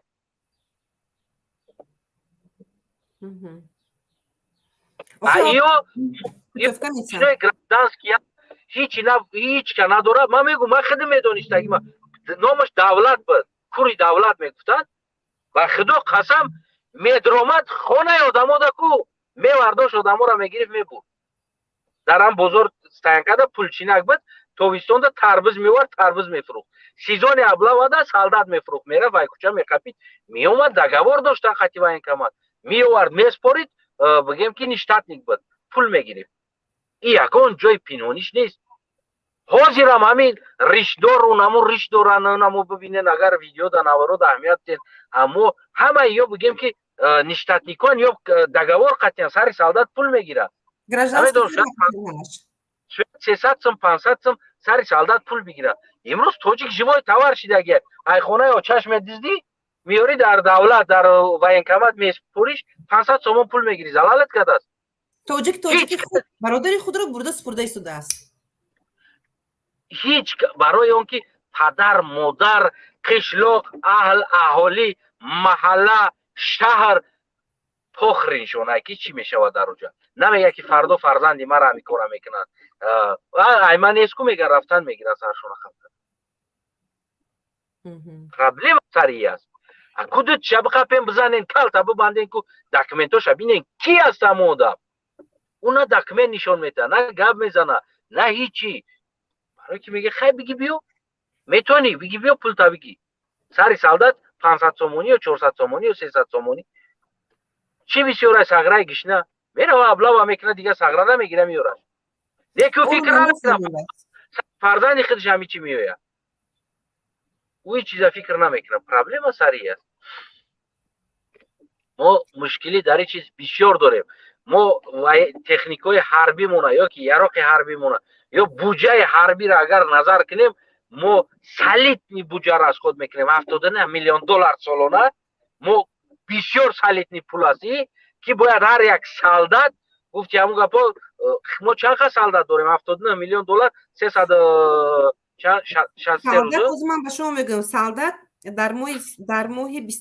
дар соли 21 бошад агар як сола солдат хизмат кардаги 600,000 аз 600,000 занята агар банд бошад агар 8,080 дар запас бошад агар 15,000 дорем яъне 8800 та бигем чӣ дорем анакун ина бюджете ки дар соли 21 расход буд 74 миллион доллар пас аз ҳамун 74 миллион доллар ба ҳамун нафароне ки ҳозир шумо гуфтед ку бештар меран барои як бурда метиҳанд ба военкомат гражданское лицо аз ҳамун маблағи бюджети 74 миллион шумо бо инҷа хавотир ҳастед ки барои гречка наход 74 миллион равад ман ҳамуро мегӯм дар инҷа обши ҳамун буҷае ки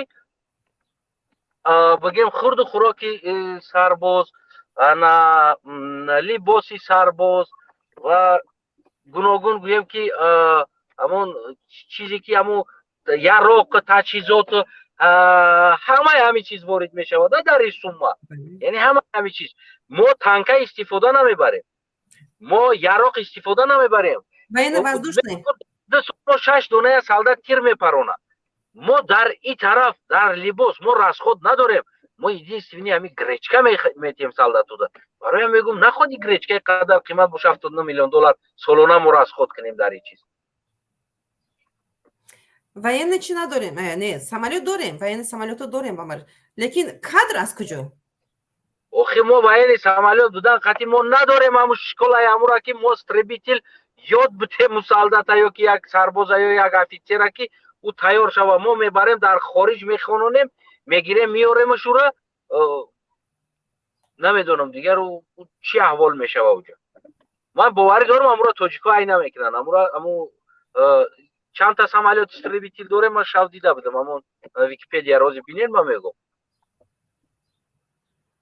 بسیار نداریم نمیدونم 4 تا چمو پرواز میکنه 4 تا استریبیتیل پرواز میکنه یعنی готово است از безпилотник бо гирифта истодан ку безпилотник гирифта истодан ку бо пилотан дар кор намешад безпилотник ранги Россия вори Орлан 10 гирифта истодан Орлан 10 гуфт ма ура дидам ай ханда расас шидам у Орлан 10 ра барои парвоз додан у як 25 метрай 30 метрай хели латок дора дуруни уда резин дора ранги рогатка барин ура аввал зарижат мекунӣ иҷа куржок дора товмети Орлан 10 миёри мемонӣ дар болош Орлан 10 завадид мекунӣ Орлан 10 камероша рост мекунӣ у Орлан 10 баъд як дусе мега ку ба иҷа запуск метӣ у кольцо надоштай чарх надоштай худаш намешиштай худаш намехестай баъду фуромаданда хай ягон палатка дарахт парахта зада агар нашкана соқ саломат фуроя баъд камераро айҷа гирифта баъд записора медида буда хулас и Орлан 10 буда ба бензобакиш бахлашка 1,5 литра будааст то ҳам тамом шидана парвоз мекунад моториш мотори холодильник буда холодильники зил аст ку ҳамтари холодильники ҳамонтари мотор будааст дуроништа ҳамон кор мекардааст ина бед википедия инҷа гуфта истодааст ки аз ма ин глобал чӣ кардага глобал ферповер ҳамин таҳқиқот мебарад байни ҳамин давлатҳо масъалаи ҳарбӣ кати 141 ҷой будааст аз ҳамин 141 ҷой тоҷикистон бошад 130 ҷо истодааст аз ҳамин сустии слабости ҳарбӣ самая слабая армия 131 ҷо ҳаст 129 ҷода истодаги аст дар инҷа дар ҳамонҷо самая слабая армия признавать карда истодаанд дар ҳамон шава манам дидагим ки вообще не боеспособная армия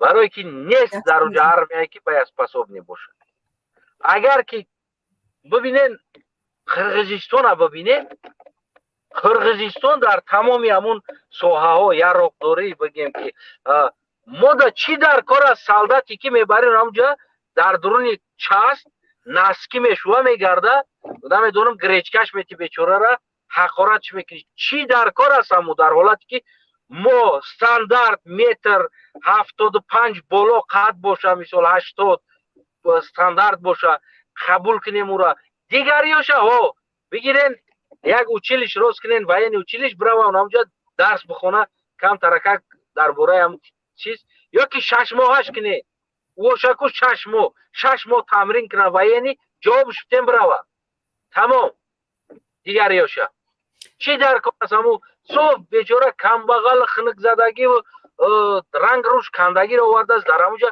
6 моҳ ора тамрин бите баъди 6 моҳ ҷавобш бите бирава лозим нест явра қапида истодан дар миёти 6 моҳ ёд мегирифтагиш ёд мегирад 6 моҳ яроқа ёд бите гӯем ҳамун ҳаракатҳои яроқ истифода бурдан аз яроқ 6 моҳ дарс бите ёд бите ҷавоб бите бирава солдат дар кор нест модавтаре бигем ки чиз дар ҳарбӣ хай вонӣ кардани сарҳад вонӣ кардани дигар ҷойҳои стратегӣ инам ёра бибинед инам ҳарбӣ ки дар пеши ман ҳарбӣ аст бовар кунен ҳарбиро мебинед ягонташ хеле бигем ки ақаллан як 75 як 80 қад надоранд ҳамаш ҳами як 90 боло стандартанда қадошон ҳам хеле буз бала ёра службашон аҷоибот мегзара метона дар хонаш места ҳамун дежурни вақт дора мерава формаша мепӯша дежурни мебироя мисол ҳамун соати хизмат ё бо метона биёд дар хонаш хоб рава я аҷоибот хизмат доранд ё контрактников контрактников метона хонаш агар наздик боша ҳамун ҷои часпшда мерава ҳарбиша мегзарона бега мегарда меяд дар бигем ки ҳамун сменша мегзарона соати чиша бо меяд дар хонаш мешина озод мегарда дар кӯча این رو ببینید در تاجیکستان مغازه از اینجا یافتم چی بوده است самое большое количество танков в Центральной Азии Туркменистонда بوده است از همه بسیار 680 единиц در ازبکستان 420 در قزاقستان 310 قرغیزستان 215 از همه کمش در تاجیکستان 47 دانه دارد همگی Ana, 47 tanka. 47 دانه تانک من دارد خطا کردم دوستان چند تا گفته. نه شما خطا کردید ده خیلی جگر نه общий бронетехника десада 24 та خطا نکنم یا چند تا общий бронетехника БМП БТР و بگیم که تانکا هم این bronetechnikаш общий دساد چند تا است общий شاید چون و بازی سری باند خاطی گفته است که ما در روسیه تمام سپیشات چیزی چیزاش داده است ما در چیزی تکنیکی حربی ما بقوتیم شاید داده باشه اینا هیچ که گفته نمیتونه یکی هم اینا فروخته است ای جمع گیرن جبدگیش هم میفروشه ای جمع گیرن در جاش میمونه ای جبدگیش هم میفروشه بله این اگر مقایسه کنیم مقایسه کنیم بین دور نمیریم دور ایمو اروپا رو نمیگیریم تکر روسیه دیگه جور فقط میگیریم در همین آسیا میانه تعاطی ما آسیا میانه مقایسه کنیم اگر در قرغیزستان امروز دوخ کرده وقتی که در تاجیکستان بگیم دندان نشون میده دوخ کرده این معنای او را داره که او اوورین است که ارمیاش از تاجیکستان بقوت است سیستمش بقوت است سربازش بقوت است از سرباز تاجیکستان دیده سربازش سر هست از یراق تاجیکستان دیده یراقش بقوت است از برون تکنیکاش دیده از برون تکنیکای زیادتر و بقوت است سربازاش همشون بگیم اوورینی ایزوچت کردگی هستن بله صداتون گم شد صدا نیست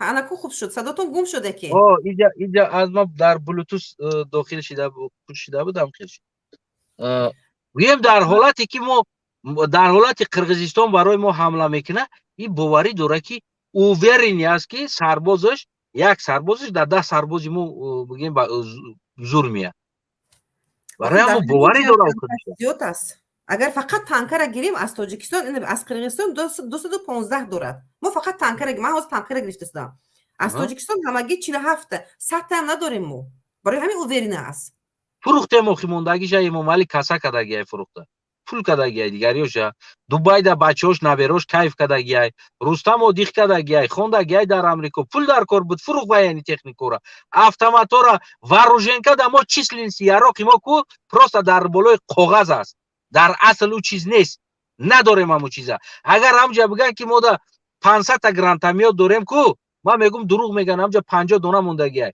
450 таша фурӯхтагия нест ман ошкор шабгум якта шиноси ман хеш табори ман дар нами фурӯхтани яроқҳои тоҷикистон дар афғонистон заниматся мекунад яъне ки аз давлата мебара мефурӯша одами ҳарбӣ аст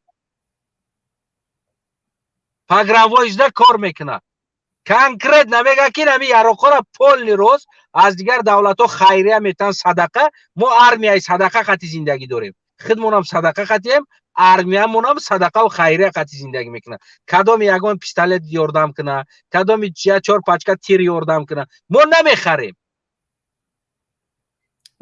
яке 79 миллион доллар мо писад мекунем дар буҷа ура мезанем дар киса با این 79 میلیون دلار این اربعی که ما داریم سالاتایی که ما داریم باید ویا خوشوری زندگی میکردن ویا دوزی نمیکردن پکرای میری افسرا برآمده دوزی نمیکردن گوش نمیموندن جنایت نمیکردن ابلا اگر که همو 79 میلیون دلار صرف میکردن در حقیقت برای خوراکشون برای پشروکشون من فکر نکنم که امروز ابلا کرده از قدی کوچه میبردن مجبوری برای همیم همون مهمونای وعده دادگی شما که باید می اومدن نمی اومدن من امروز پرسان کردنی بدم که بودجه دولت کجا هست یعنی کجا میکنن بودجه حربی 79 میلیون جدا میشوه خب چرا برای ما قدر سرباز برای چی در کار است چی در کار است ما در درون چاس 2 سال نسکی شویوندن حقارت کردن در همونجا روزی درست در پیش خونه ما 2 تا چاس در چیکالسکی یک تا پرزیدنتسکی یک تا دشبه است دسانسکی وایسکا 2 تا چاس در پیش خونه ما در چیکالسکی یعنی 2 تا چاس در یک جا ما هر روز سالداتوش میبینم هر روز میدیدم چیکار میکنه هیچی روزی درست سحر قطعی یک میدوان روزی درست در درون چاس در وقتی زبار میستن نوس میطلبن نون میطلبن دشبه پرزیدنت کشاکه کو کم ترگه که ابیش پیشنی تره دشبه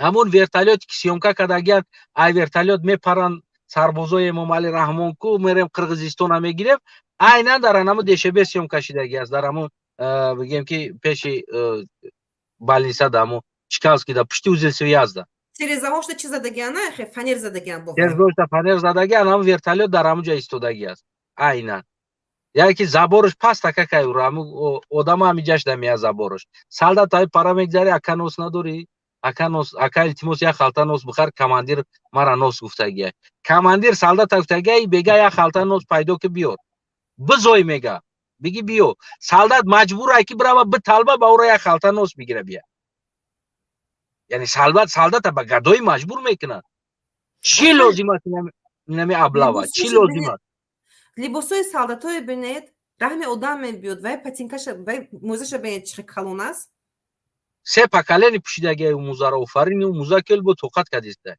بعضیاش ای سال 91 92 با ای جنگ موندگی لباسای ما نداریم یا راکت در همونجا بود را آلومینی بدست سالداتو فهمیدن که راکت ماکت راکت بود همون دشبه ده اورام کم کم هم در پیش ژورنالیست‌ها یگون اینترویو میگرفتن سالداتو فهمیدن که آلومینی شاو هم راکت را کنده برده در کین کدام آلومین پورا کده راکت را فروخته پول کده ای پشتی دو تا سالدات سودام شید خیلی سودام کردن برای بای لیکن برای ابلاوا دوزده بردن سود نکردن یگون کسه ای ورتالیات یک خیشی ما اگه اتکریتا چه بگم سوارچیک بود در همون چاس کار میکرد ای آهانوی ورتالیات نمیدونم یا 6 تا پیچکا ساخته فروختگی ای بریده پیچکا میسوخت برجاوی که پیچکای چی میسوخت از همین میفروخت همین ورتالیات یک کماندیرو گفتن در همونجا که مثال گیریم زپاس آهن زپاس همون چیزایی که هست میگه چی میتونی بساز بفروش مورا پول بده خیلی گدایه است ادوخیل اگر که نتونم پولی کلان کار کرده یعنی این طرف سایفلو گفتنی زاوخوز داشت در همونجا فایزلو بود سایفلو زاوخوز بود پرودوکت را میگرفتن می اومدن همه رئیس کلاد دایدار میدرومد ای پرا میگرفتن چره زبور سالداتو دا میدودن بریم فروشین بگیرین بیین سالدات کوچه با کوچه خونه با خونه گرچکا نمیگیری اپا نمیدونم خولا کارچکا نمیگیری پیوز نمیگیری سالدات در کوچه در حالتی که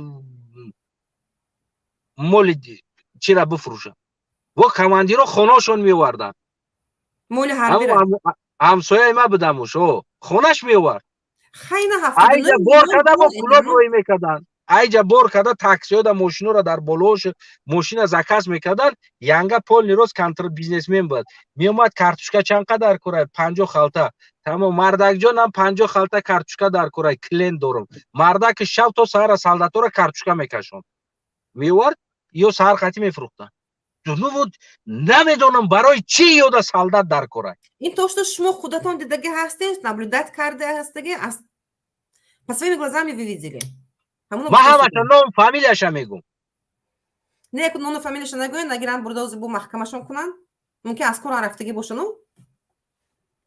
رفت است نرفت است ما همش نام فامیلیش میگم همش چی از دشه بشه چی از پرزیدنتسکیشه من نام فامیلیاشو نمیدونم تو همو چی کارو میکردن در همونجا چی بیزنسو میکردن خیلی که پرزیدنتسکی بولی زاکریتیتر بوده دوست نبود این ایش پولی هویده بود دشه بش نمیدونم برای چی بود همین چیز حکومت دا چی لازم است یا برای ازدواج کردن مردم در کار است باز هم سالدات ابله و کده کجا برده استی ما بدونم کجا همین دشبه میاری همین احوال دا میاری شاو کارتوشکا بدزده بفروشه روغن بدزده بفروشه من نمیفهمم ما سالدات نداریم ما بایوای گاتوونس نداریم ولی ما خودمون اوتیشاد میکنیم دروغ میگیم که ما داریم ما خیلی ما زوریم ما هیچی نداریم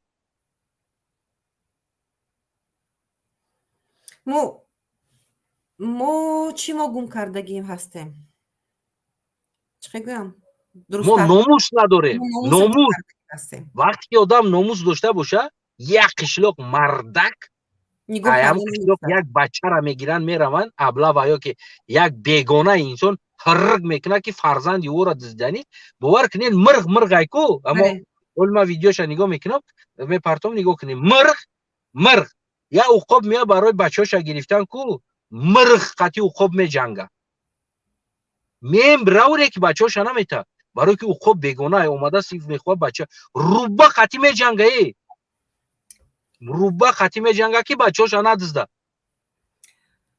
از ما ای مرغ دکی پایان باشیم وقتی فرزندی ما را فرزندی همسایه ما فرزندی ما میگن اینما المؤمنون اخوه میگن برادر مومن برادر مومن میگن مسلمان برادر مسلمان در قشلاق شماده است از خونش ایکیم کدام قشلاق اومدگی ایکیم کدام شهر اومده ای قشلاق بچه‌ای را گرفته همین کونش قبیده ریمنتش بار کرده ماشین در گوسپان وری با گریه داره و غص داره بار میکنن میرن ها ماشین تر نگاه دارن مثل همونی که در جنگل خرا هستن شیر میآید چه میزنه همش گوش سیخ میکنه نگاه میکنه با لفش خوردن میگیره ما از همون خری جنگل یگان کمبودی نداریم در رفتارمون درست گفته درست این نوارو خاص کن با چشم خود دیده ایستاده در بین اتووکزال در پیش تاکسی نمو قدر مرد ایستادگی از میانش قپیده 2 نفر یک کسا بزوری برده ایستادن کو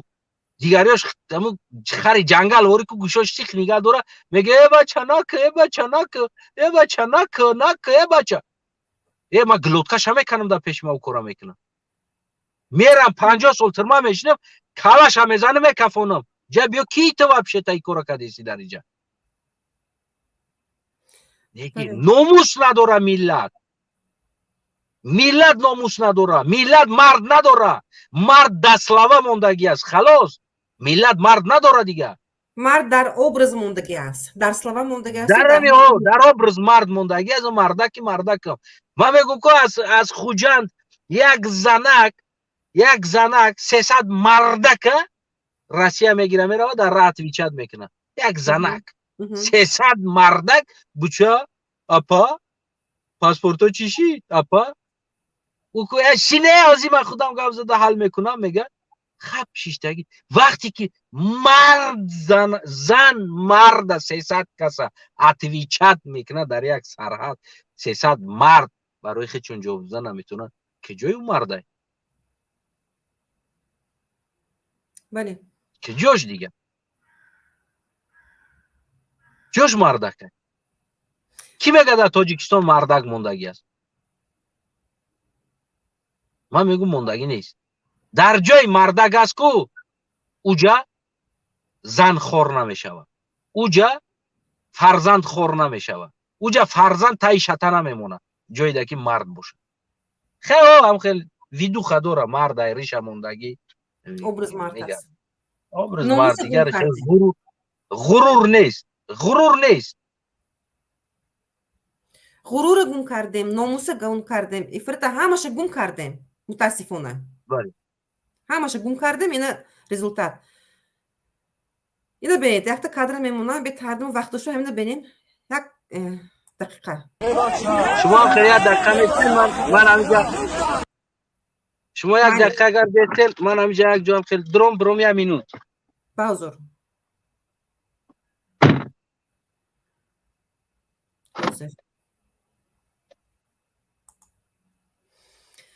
خیلی گوش کردیم دوستو راست میگن در حقیقت اصلا راست میگن ما غرور گم کردیم ناموس گم کردیم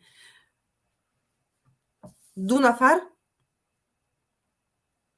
ё 3 нафар мебарад, фарзандумой мебарад, аз кӯча меқапанд, дигару тамошобин ҳастем. Рост мега.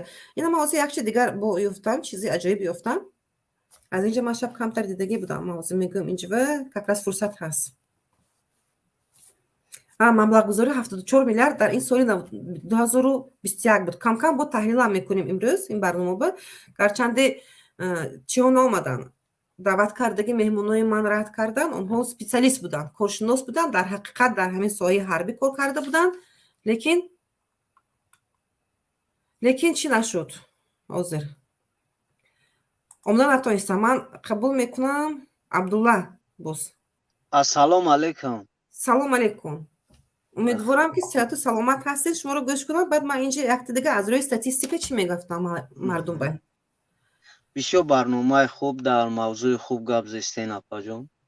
Зинда бошед. Астанаифам хела ба гапои роста гуфт. Ба худо ами гап ростае ки ма инами шахсан ма худам дар як точкаи Тоҷикистон дар ами ҳодиса шид. Телефоном мекунанд, ё рафиқо мега ки биё ки ту камтар шинос дорӣ. Амиҷада омадан дар кӯчамон аблавамон кистанд. Дар як кӯча даромадаи аму кӯча даку бегаи футбол мешава, қариб 1000 та бача ҷамъ мешава, 1000 кас дар футбол.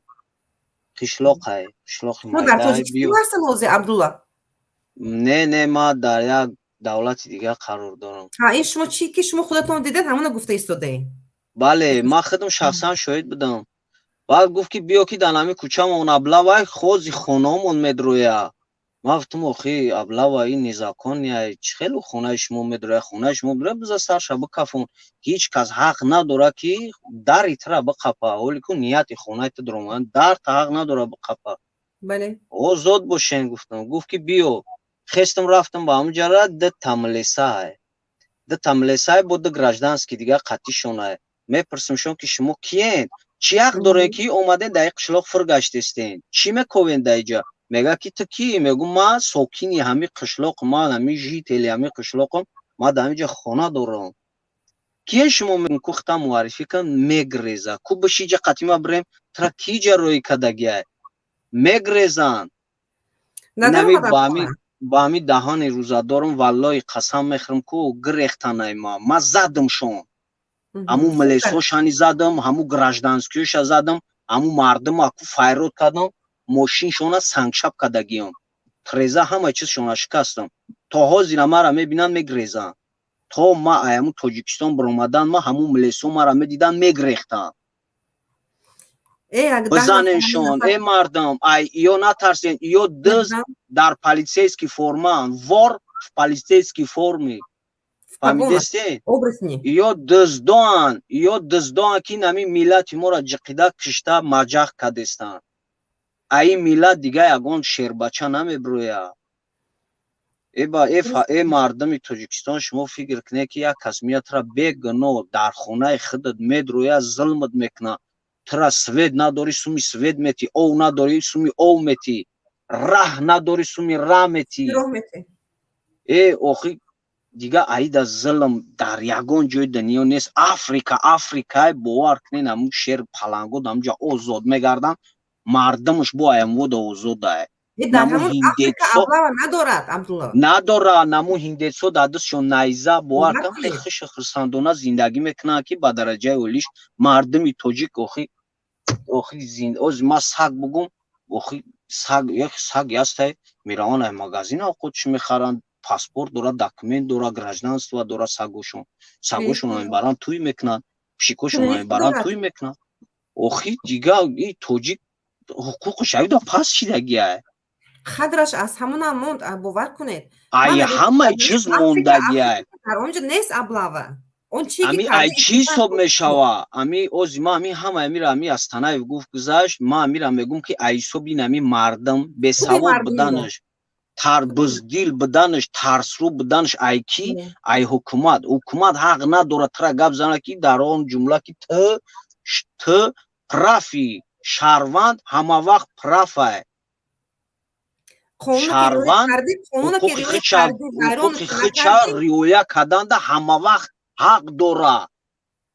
تا که جانی همون شهروند برآمد بعد حق نداره همون چنده گپ زدن ده دیگه حق داره که گپ زنه خود پریستوب نیکه او دزده آدم کشه نسیل نیکه چی خیلی آدمی باشی نباشی تو حق داری که حکومت تو گپ بزنی طلب کنی بله طلب کنی مثل دولت های دیگه یک آدم در آمد 18 کسا کشته 20 کسا کشت 50 کسا کشتد پول نینم خیلی ترور کرد نم آدم مچی در آمده مرا کشت دامی اروپا او زیر دانمو ترما ششتگه دامو ترما اینترنت داره در ترما условия ترما داره یا خیلی توجیک در بیره نداره условия турма дар дохили شما با خدای نمی گپورا میفهمونی امی مردم امی گپورا میفهمونی کو اپا فکر میکنه کی بیشتر در تای مشت لغت کلان شدگیان در مشت لغت قطی خونوندنشون شتا قطی ترسوندنشون همه کارشون کردن شتا زده خدمتشون بردن همه کارشون کردن شتا زده بردن نو چیشون بردن میروان پرزیدنت میویا چی میکنن کو پیشواز میگیرن مارشیروفکا و نمی بله این نمی همه نمی مردمی ما را بسواد کرد بسواد کرد نمی مردم ما حوزی نمی یک چیز دیگر امی اهمیت های امی جدا که گبه این ویده تمامی وزارت های تاجیکستان کلی امی چیزاش دم میگون که امی سیلاوای استرکتورای تاجیکستان دم میگون که ما در کلوب 2700 سالگی شید در دروازه اشتراکچیایی که مدر اومدن دامو جدا امو مارشیروفکاچیو مدر اومدن با هم دروازه ما دامو دروازه ما بدم دامو یک بار دامو سرم رفتگیدم دامو 2700 سالگی جشنواره شید امی اومدن بعدم خیلی چوپولوسی و بعدم خیلی کاروشون کردن امو جدا قتیما 3 تا پالکونیک بود 2 تا مایور بود در جا ایستادگی ما همو جوان می پالکونیکوی مایورات شما را او دادم خوردن مردن گشنگی و تشنگی در مردگی بدین او زیرانی اگر شما اگر کار کنید ولای شما ناموس ندارین نکنه کار او زب ندارد در شما ما شما را دیدم شما آدمای بااب رو بدین آدمای بسواد بدین آدمایی که زب داشتن همو پاگونو در سر گردنتون زب تون داده بود شخصایی بوده که همو وینگی شما را زب میداد نه که اگر غاز یعنی کار کسته باشین بس کنین همی کارا که دیگه شما در زب نداره برای چی که برای در کلوب 201 دیویزیای روسیه در همو وین گرادوگ میگفتن در همو جا در سنی گل جهان سنتری کلوب در همو جا در وین چی داشتن وین چست بود اوز یامو را گرفتن دیگه جا بردن امو سالداتوی توجیکا دامو درم بوندن ای برن امو را خبر بگیرن اگر امی شما ناموسی امی وینگی داشته باشین گفتی امو گپو قدر امو خطونا بدونین قدری ام پاگونوتونا برن همون بچه را ببینن گشنه هن ایسر امو زبوره امو دیوال مردم نان میپرسن میش سالدات میرا گشنگی دا پوپشی حلال نداره پشوکی حلال نداره در زمستان خوراک ندارد هیچی نداره خروکا ابسولوت نمیتن شما در همونجا گشنه میگردن امو ملسا رو پروش با ملسا خونه های سودای نمو آوند در رو پروی همو وینی چاست رو پروش دا ملسا ایستادگیان سودای همه چیزی نمی شهر کلوب هست آخه شما برین یا برای حال همو سالداتو خبر بگیرین مردن گشنگی ده با خدا قسم های تلفن میکنن میگون که همون سالداتو حالشون چی حال دارن میگه ای سری دیوال نان میپرسن مردم ها این سالدات اولی که ازبک بیویا یا قرغز بیویا یا میگریزن میروان خجاده دیگه یا شیر مرد میشن که کگده و گشنه او زیمی هستنه گفت کرچکا و پیوزوشون همی برن میفوشن نانی خوردن هیچ شونه میتن ما یورا بچه شما دیدیم ما یورا بعد چشمون دیدگی ما همین چیزا را که سالدات ها همجا گشنه موندگیان هیچ کس راخشونه میکنه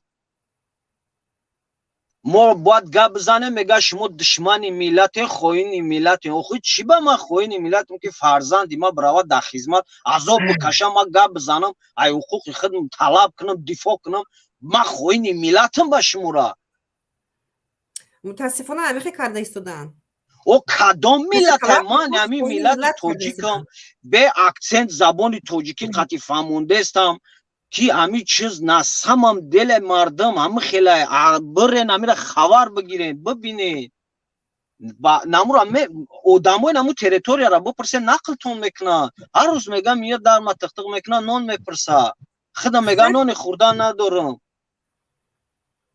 خب به این چی میگوین؟ اینا شاهد زنده 2 نفر 3 نفر همون نفرانی که من چی کردن همه شاهد زنده گفته شده میلیون نفر شاهد زنده میلیون نفر اما کو گفتی از تنایف که چشماشون در پرده کشیدگی نمیبینه پگه فرزند خیچمیان میرسه توجیکی ما در چی کار داره توجیکی ما ده زنی نان فروشک میگن او رفت نان فروخت یا که نو زنک میره جرغود میفروشه یا که نو زنک میره او زنک میره مهنت میکنه او زنک میره کار میکنه تو مردک به ناموس در دانی در ششتگی نوس در پره دانت بعد میره یک زنک سر به سر میشن او با ملیسا با خیلی کروی از یک کور میگیره ما را میبرن هیچ که پشتی ما گم نمیزنه او تو بخه ای پشتی او زنک کسر بته او با او زنک کور نگی او با او دختره کور نگی او چیکو میکنه نمیکنه تو اول بخه یک نمو بچه را اومدن قبیدن همه کسا مردک یعنی ببرین جمع بشین نمونه نمودما نمو برین با داری ملیسا خونه را بگو نمی آدم اومد بعد همون که شما میفهمی که نمی آدم نو حق رفته گه خونه امور یا نو حق ابلا و کدسته نه زکون شما میرین بعد میفهمین بعد کانتر بو راتون اوی میشوه بعد بو کلانتر فکر میکنین به ما برای سویتم بخیزم ما برای آوم بخیزم ما برای رحم بخیزم ما برای زندگی خوبم بخیزم اینه بین این اوزی 1 دقیقه کاکراسته که ما میمونم همین چی شما این نموندیسته باید من به فکرم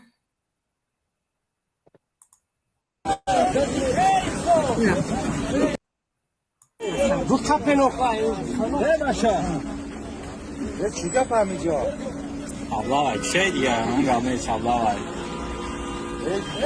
چه شافیور شاکلا نبارین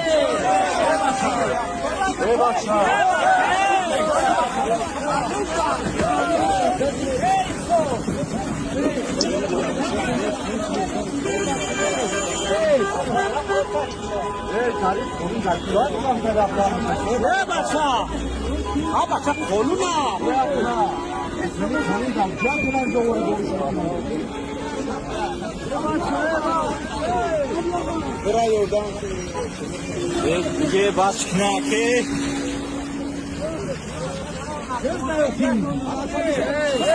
دزدایی چه خیلی دوست دارد چند پرد خیلی بابا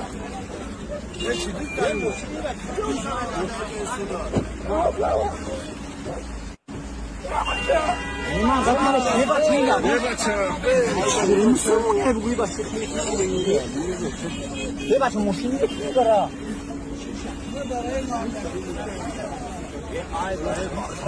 بسته اوست بگیره پونستی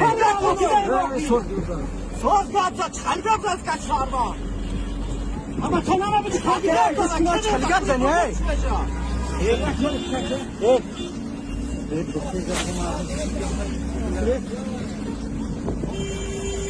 بچه تمام باید داری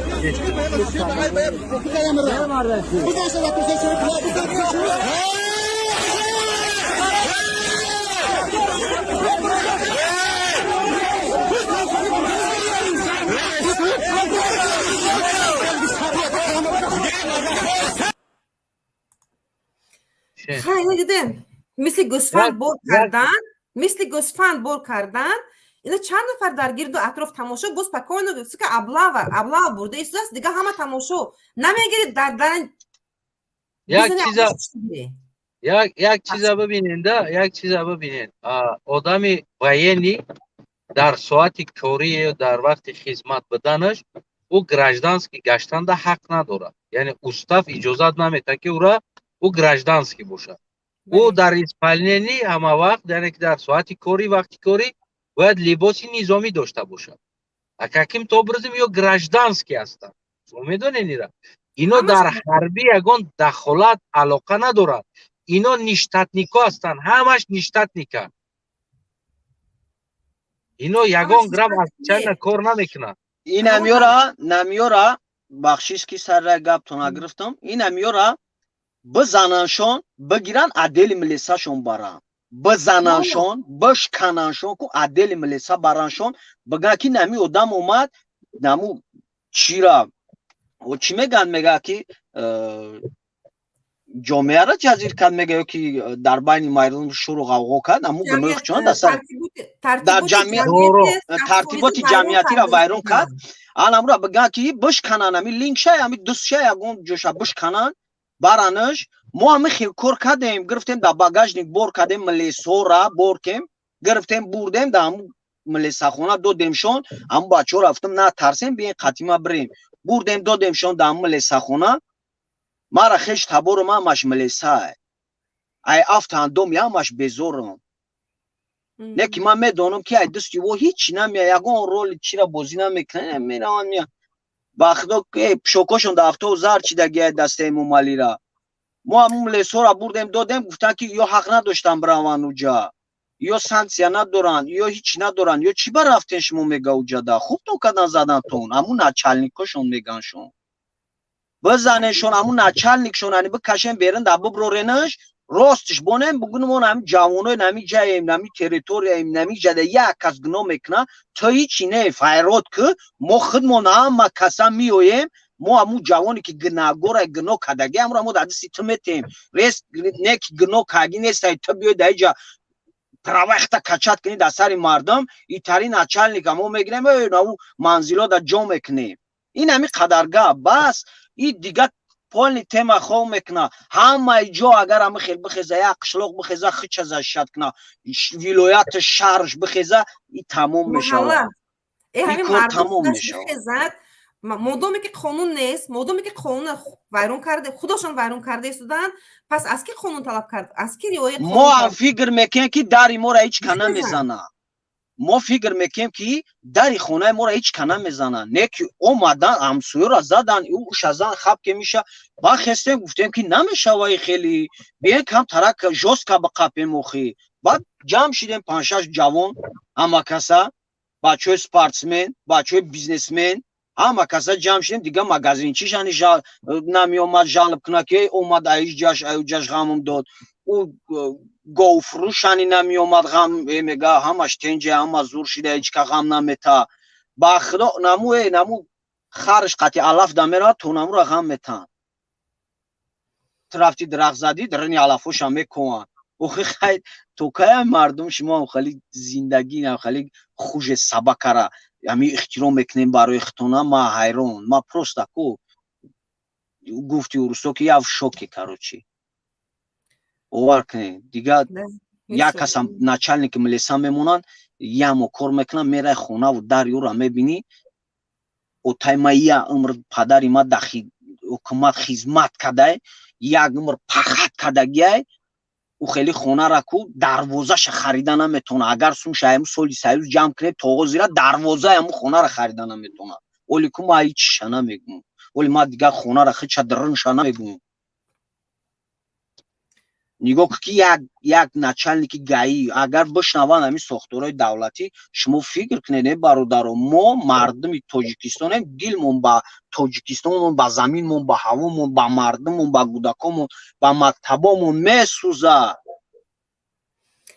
چی باید کرد چیکار کنیم خود مردم باید بدار باید کو کاردینال نه ازمینه نکنیم در سیلاوی استرکتورمون در چیمون وابشیم دامی حکومت خودمون باید پول ازمینه نشوه نه شوه کو مردم پول نی уже گیبل رفته سه پول نی مردم уже زگنید میکنه میپوسه уже зажавет کسته تاجیکستان مردم ترسو کردن مردم غلام کردن در مردم حسی مردگاری در مردم اصلا حسی مردگاری نمون همه را گرفتن غلام صفت کردن همه را گرفتن ترسو تربیت کردن نه اکیم ما همه را نمیتونیم بگیم که همه میترسه بدن بچه های هستن جوانای هستن که تیارن میکنن هستن نه که بیچاره که خود چون توقع هن میبرن میزننشون برادر همه میترسه یا پناه نمیترسه نگو همه میترسه نه هست باز جوانای که نمیترسه ببینید من آفیس سخن ما میگم میبرم برای که من از کار برمادم از یک جا رفتم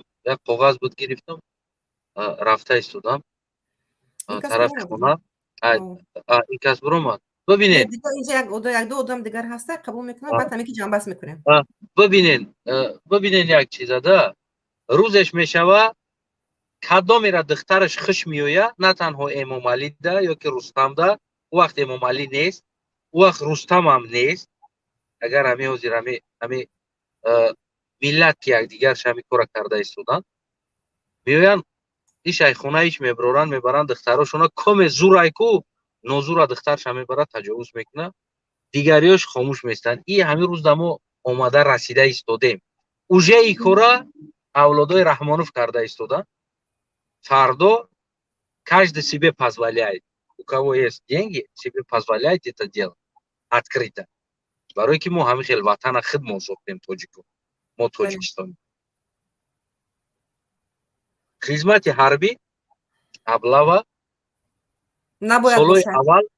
سالهای اول بگیم که انسان ها خیلی با ترس از دور قشلاق‌ها در نزدیک نشیده ها لولوکوی قشلاق‌ها در گویم که چی میکردن آدم ها را ای کوچه ها ای بازار ها دور جا ابلوا میکردن امروز جاگه خواه در آمده جاگه خواه در درون خونه یک انسان به اجازت در آمدن حتی که حق داره اونامه انسان که بکشه اونامو را بگه که به اجازت در آمد یعنی من ندانستم کی از چی مقصد داشت نو پریتم یا پریمینی پروژه ای در قانون است در حالتی در تریتوری شخصی تو یک کس میدروه حق داری بکشی شورا سمابرونه اگر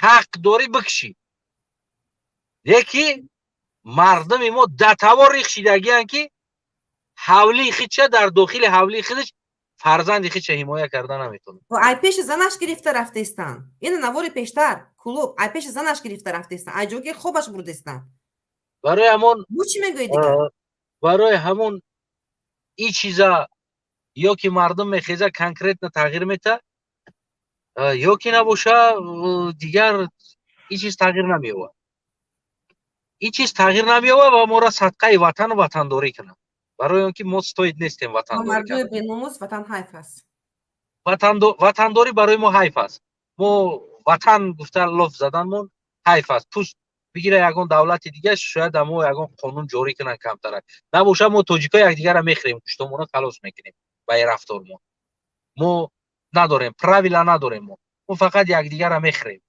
یا که یگان که بگیره ما را صاحبی کنه یگان قانون ببره که ما تاجیکا یک دیگر را نخریم ما تاجیک خری نکنیم خودمون یک دیگر را یا که در اختیارمون بمونن ما یک دیگر را میخریم اینمی از دولت داریم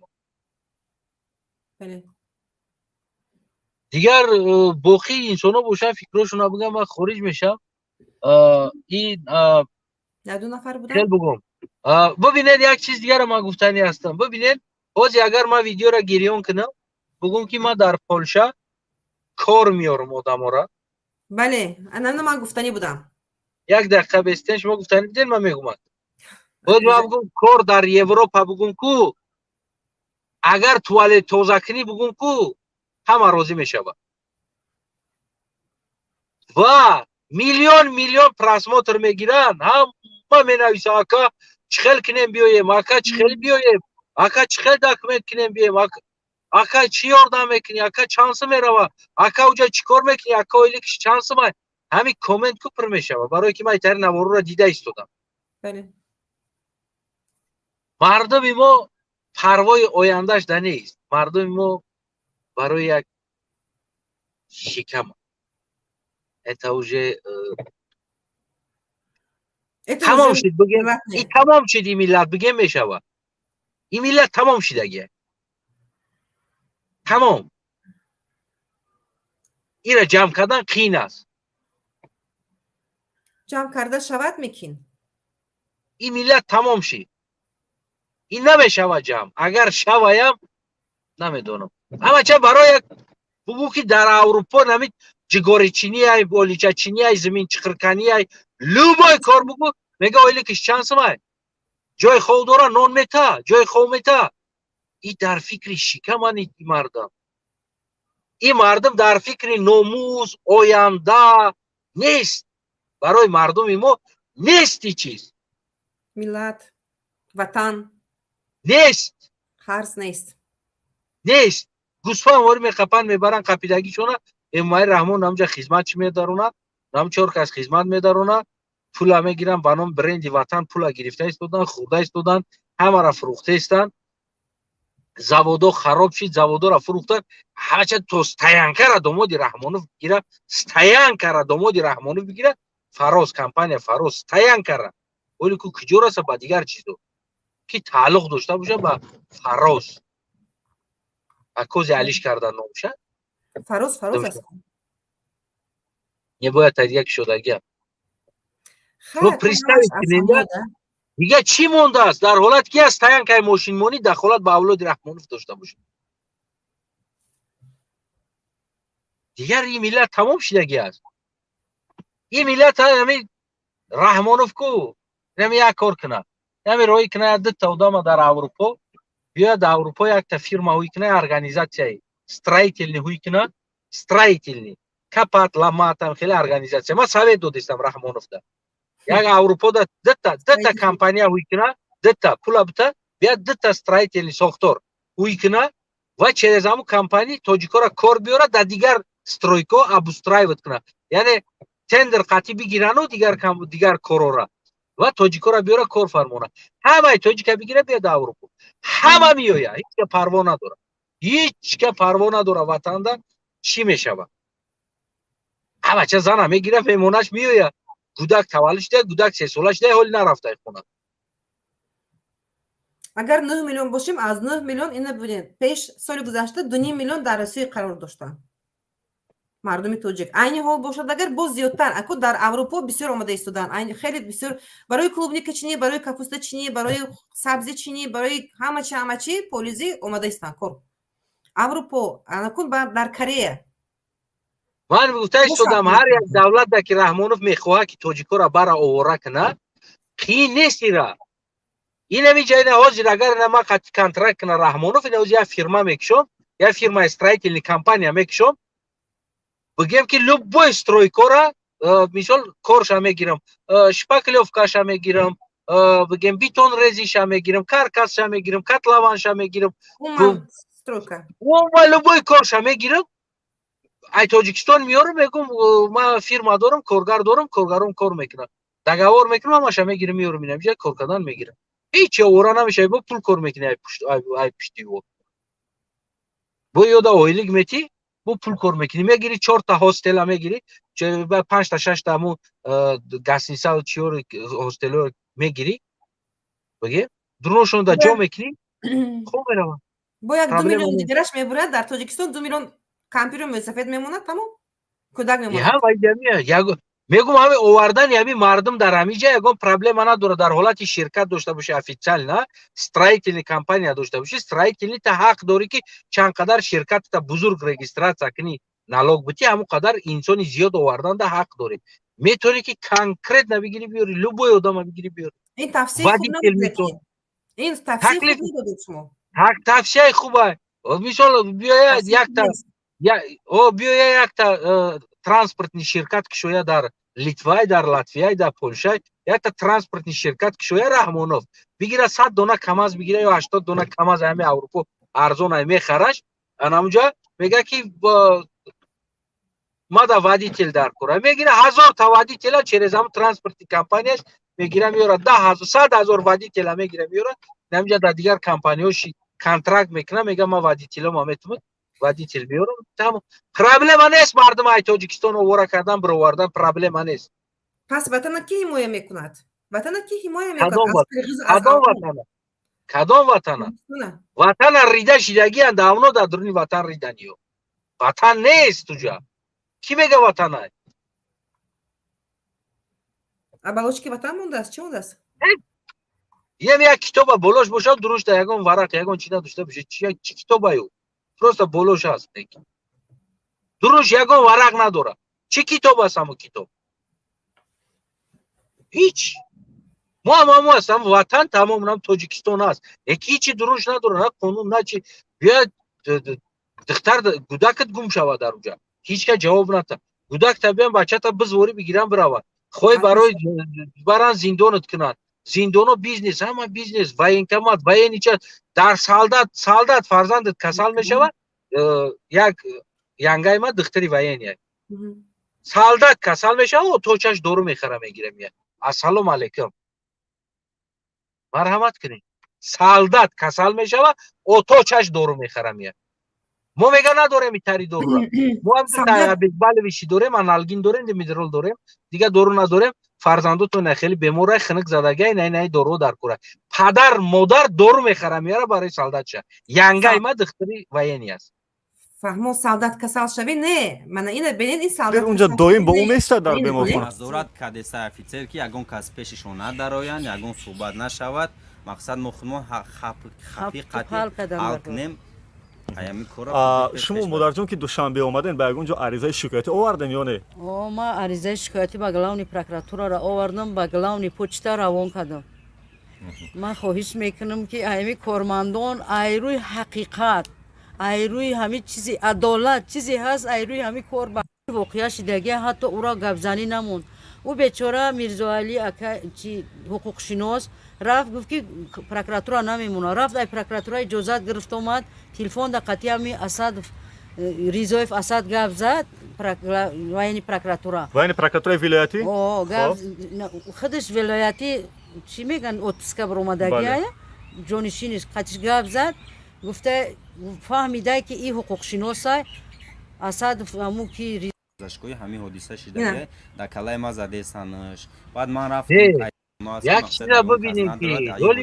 ҷавонда делак шуда шудаги нест не шуда шудаги не ина дар кадом бибинем ҳоли и ҷавона ягон делак шуда шудаги нест ягон чи нест и ҷавона дуздидан бурдан дар раҳ авария кардан ҷавон бигӯем ки дар чи зад хуб ӯ дуздидагиам ягон ман боварӣ дорам амира дуздидан бурдани инсонуам ягон грамм тааллуқ ба ҳарбӣ ё чиз надоранд ӯ гуфтам ништатникоа ман медонам истодааст дар ҳамун болотар пештар гуфтааст ки якташ ҳамун корманди ҳарбӣ аст якташ шояд дигар рошан бошад дар вай агар мумкин ду кас бошад дар хафо бо будага як чизи дигар дар ҳолате ки мошин чапашид допустим агар ин рула кашида бошая агар кашида бошам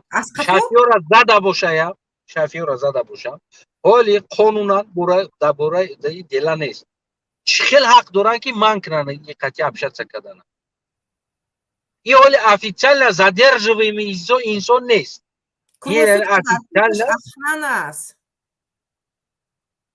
круглосутка охрана дар пешаш ҳаст ғайр аз ин даже дар почаш будаги тапочкаша гирифтагиан получаст кадомаш буд чӣ ба охранят мекунад гражданский инсон як аварияра худи прокуратури намояндаи прокуратури ҳарбӣ охранят кардааст прокуратураи ҳарбӣ чӣ ҳақ дора ира охранят кунад чӣ ҳақ дора ин инсон ҳарбӣ набоша и присяга қабул кардагӣ набоша и аз ҳарбӣ гирехтагӣ набоша и умуман наздик чиягӣ нест синни солаш ба ҳарбӣ расидааст хоб аблава кард нарафта соли ҳарбӣ прокуратураи ҳарбӣ чӣ ҳақ дора ира охранят кунад ман мегӯям ки ватан нест тоҷикистон нест ӯ аблошкай дурун надорад тоҷикистон як китобе ҳаст ки наму болош ҳаст просто тоҷикистон навиштагӣ аст наму китоба болошда дурунаш нест ягон варақ надорад чӣ китоб аст номаълум аст кадомеда чизе бихоҳа мега ки ин китоби конститутсия аст ё ки китоби ватан аст ин шери ватан аст ин китоби бобоҷон ғафуров аст намедонам китоби абуалӣ мишину аст тибӣ аст кадомеда чизе фора гуфта истодааст не ки як китоб аст ина бубинем ки ин гуфта истодааст ки ин дар қафо шитааст ва ҳеҷ имконият нест ки барои халқ ғайр аз ин ки бо ина маҷруҳ кардан ин потерпевши аст бо гирифта ҳозир ина чӣ карда истодаанд гунаҳкор рустам да обращаться к дивани генерал да обращаться к дар ҳаёташ ягон ҷо хизмат накарда генерал лейтенант гирифтагия одамо 50 сол хизмат кардагиан вале майор дар расидагӣ нестанд полковник дар расидагӣ нестанд подполковник ҳам нестанд вале лукашенко пожизненный хизмат кардааст бо президент аст подполковник звание дорад путин подполковник звание дорад рустам эмомалӣ дар тоҷикистон генерал лейтенант путин германияда служит кардагиаст разведкада служит кардагиаст баъд бо омада бо служит карда ҳаёте дора служит кардагиаст президент аст подполковник звание дорад путин ё ки полковник аст рустам эмомалӣ дар болои диван хоб кард, генерал гирифтагӣ аст, генерал лейтенант. Абрашадса ки бугу генерал да ҳал кина масъалара.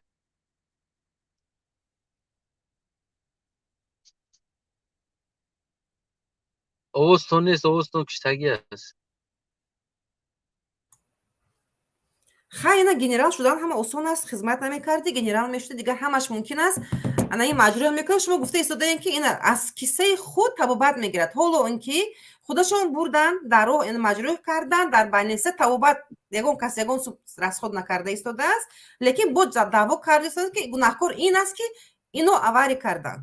Хеле гунаҳкор бошед. Ин гунаҳкор Аввал аст. дила бикшоед, ҳодисаро дила бикшоед. Инсон аввал табобат кунед. дар мегӯяд ки ранги ҷинояткор нигоҳ доштаста. Ина бед инча ман дар инҷа нависистам ки ҳамин рӯз ҳатман ина гӯянд Амириддин Аловатшоевро ба зиндон 18 сол зиндонӣ шуд, зиндонӣ карданд. яъне ки ҳукмаш буромадааст. Ман рости гап тамошо накардам. Амириддин Аловатшоев мо имрӯз ҳарбӣ гап зада истодем. Амириддин Аловатшоев бад гап. ман як гуфта гузаштам. дар ҳақиқат дар бораи Амириддин Аловатшоев барномаам кардагӣ будем. ин боиси нигаронкунанда аст ки 18 сол маҳкам карданд, лекин аз ин ҳукумат дигар ягон чиро интизор шудан мумкин набуд. инро медонистем ки мекунад, лекин фақат солашро намедонистем. ҳоле амгӯ инсоф кай ҳукумат 18 сол дада. эмомалӣ ба инсоф шидеста гунав нав. Чо та 18 сол дод. Агар 25 кам намегирифтӣ ё. 18 сол маҳкум карданд. дузидан овардан ба хотири он ки худашон дар Помир ҷанг карданд, ҳама корро карданд, мардумо куштанд. То ҳоло ягон кас ягон чиз нагуфтааст. он нафароне ки дар ҳақиқат террор кардан гуфтан мумкин аст, ягон кас ҷазо надидааст. дар ин ҳолат ҳам барои онҳо ин чӣ шудааст? Як чиз муқаррарӣ шудааст ки ҷиноят содир мекунад. Як чиз муқаррарӣ аст. ҳоле ами ҳукумат хеле инсоф карда сида 18 сол дода. Агар ин статьёро 25 кам намедод инора. ҳайрон ҳастам. оиди ин барнома алоҳида мекунем, барномаи дигар мекунем. оиди ҳам чоршанбе Алматшоев ин масъалаи Помир ки бо дигар барнома мешавад. ин масъалаи аблағ буду. хай мо дар барномаҳо масъалаи аблағ ягон мавзӯи дигарро мегирем, ҳатман ба дигар мавзӯъ мерасем. дигар мавзӯи доғро ҳам раста мегузарем. зеро бе ин намешавад. ҳеҷ мумкин нест. гарчанде ки ба баъзе нафарон маҳкум нашавадам, лекин ҳамин аст. но агар ҳамун мутахассисое ки ман даъват карда будам меомаданд, хеле хуб мешуд, айни муддао мешуд албатта, лекин нашуд. рад кардам. бале ана умуман Тоҷикистон уже тамом шидагӣ аст. Мардош уже буд шидагӣ аст. Дигар Тоҷикистон мард надора. у давлате ки мард надора, у давлат дигар давлат намешава. заиф, яъни миллат заиф боша давлат намешава. бале, миллат заиф шудааст. ягон патриотизм мондагиш не. дар ҳамин давлатҳое мебинед, дигар ҳайрон мешавед. нахуд чун ин давлатҳо ҳаст. давлатҳои мо украинара бибинед. дуюмин қувваи ҷаҳон қати шапида истодааст беостановка. дунё эътироф карда. дуюмин қудрате дар дунё. ки якум Америка боша ба гуфт чун дуюм Россия аст.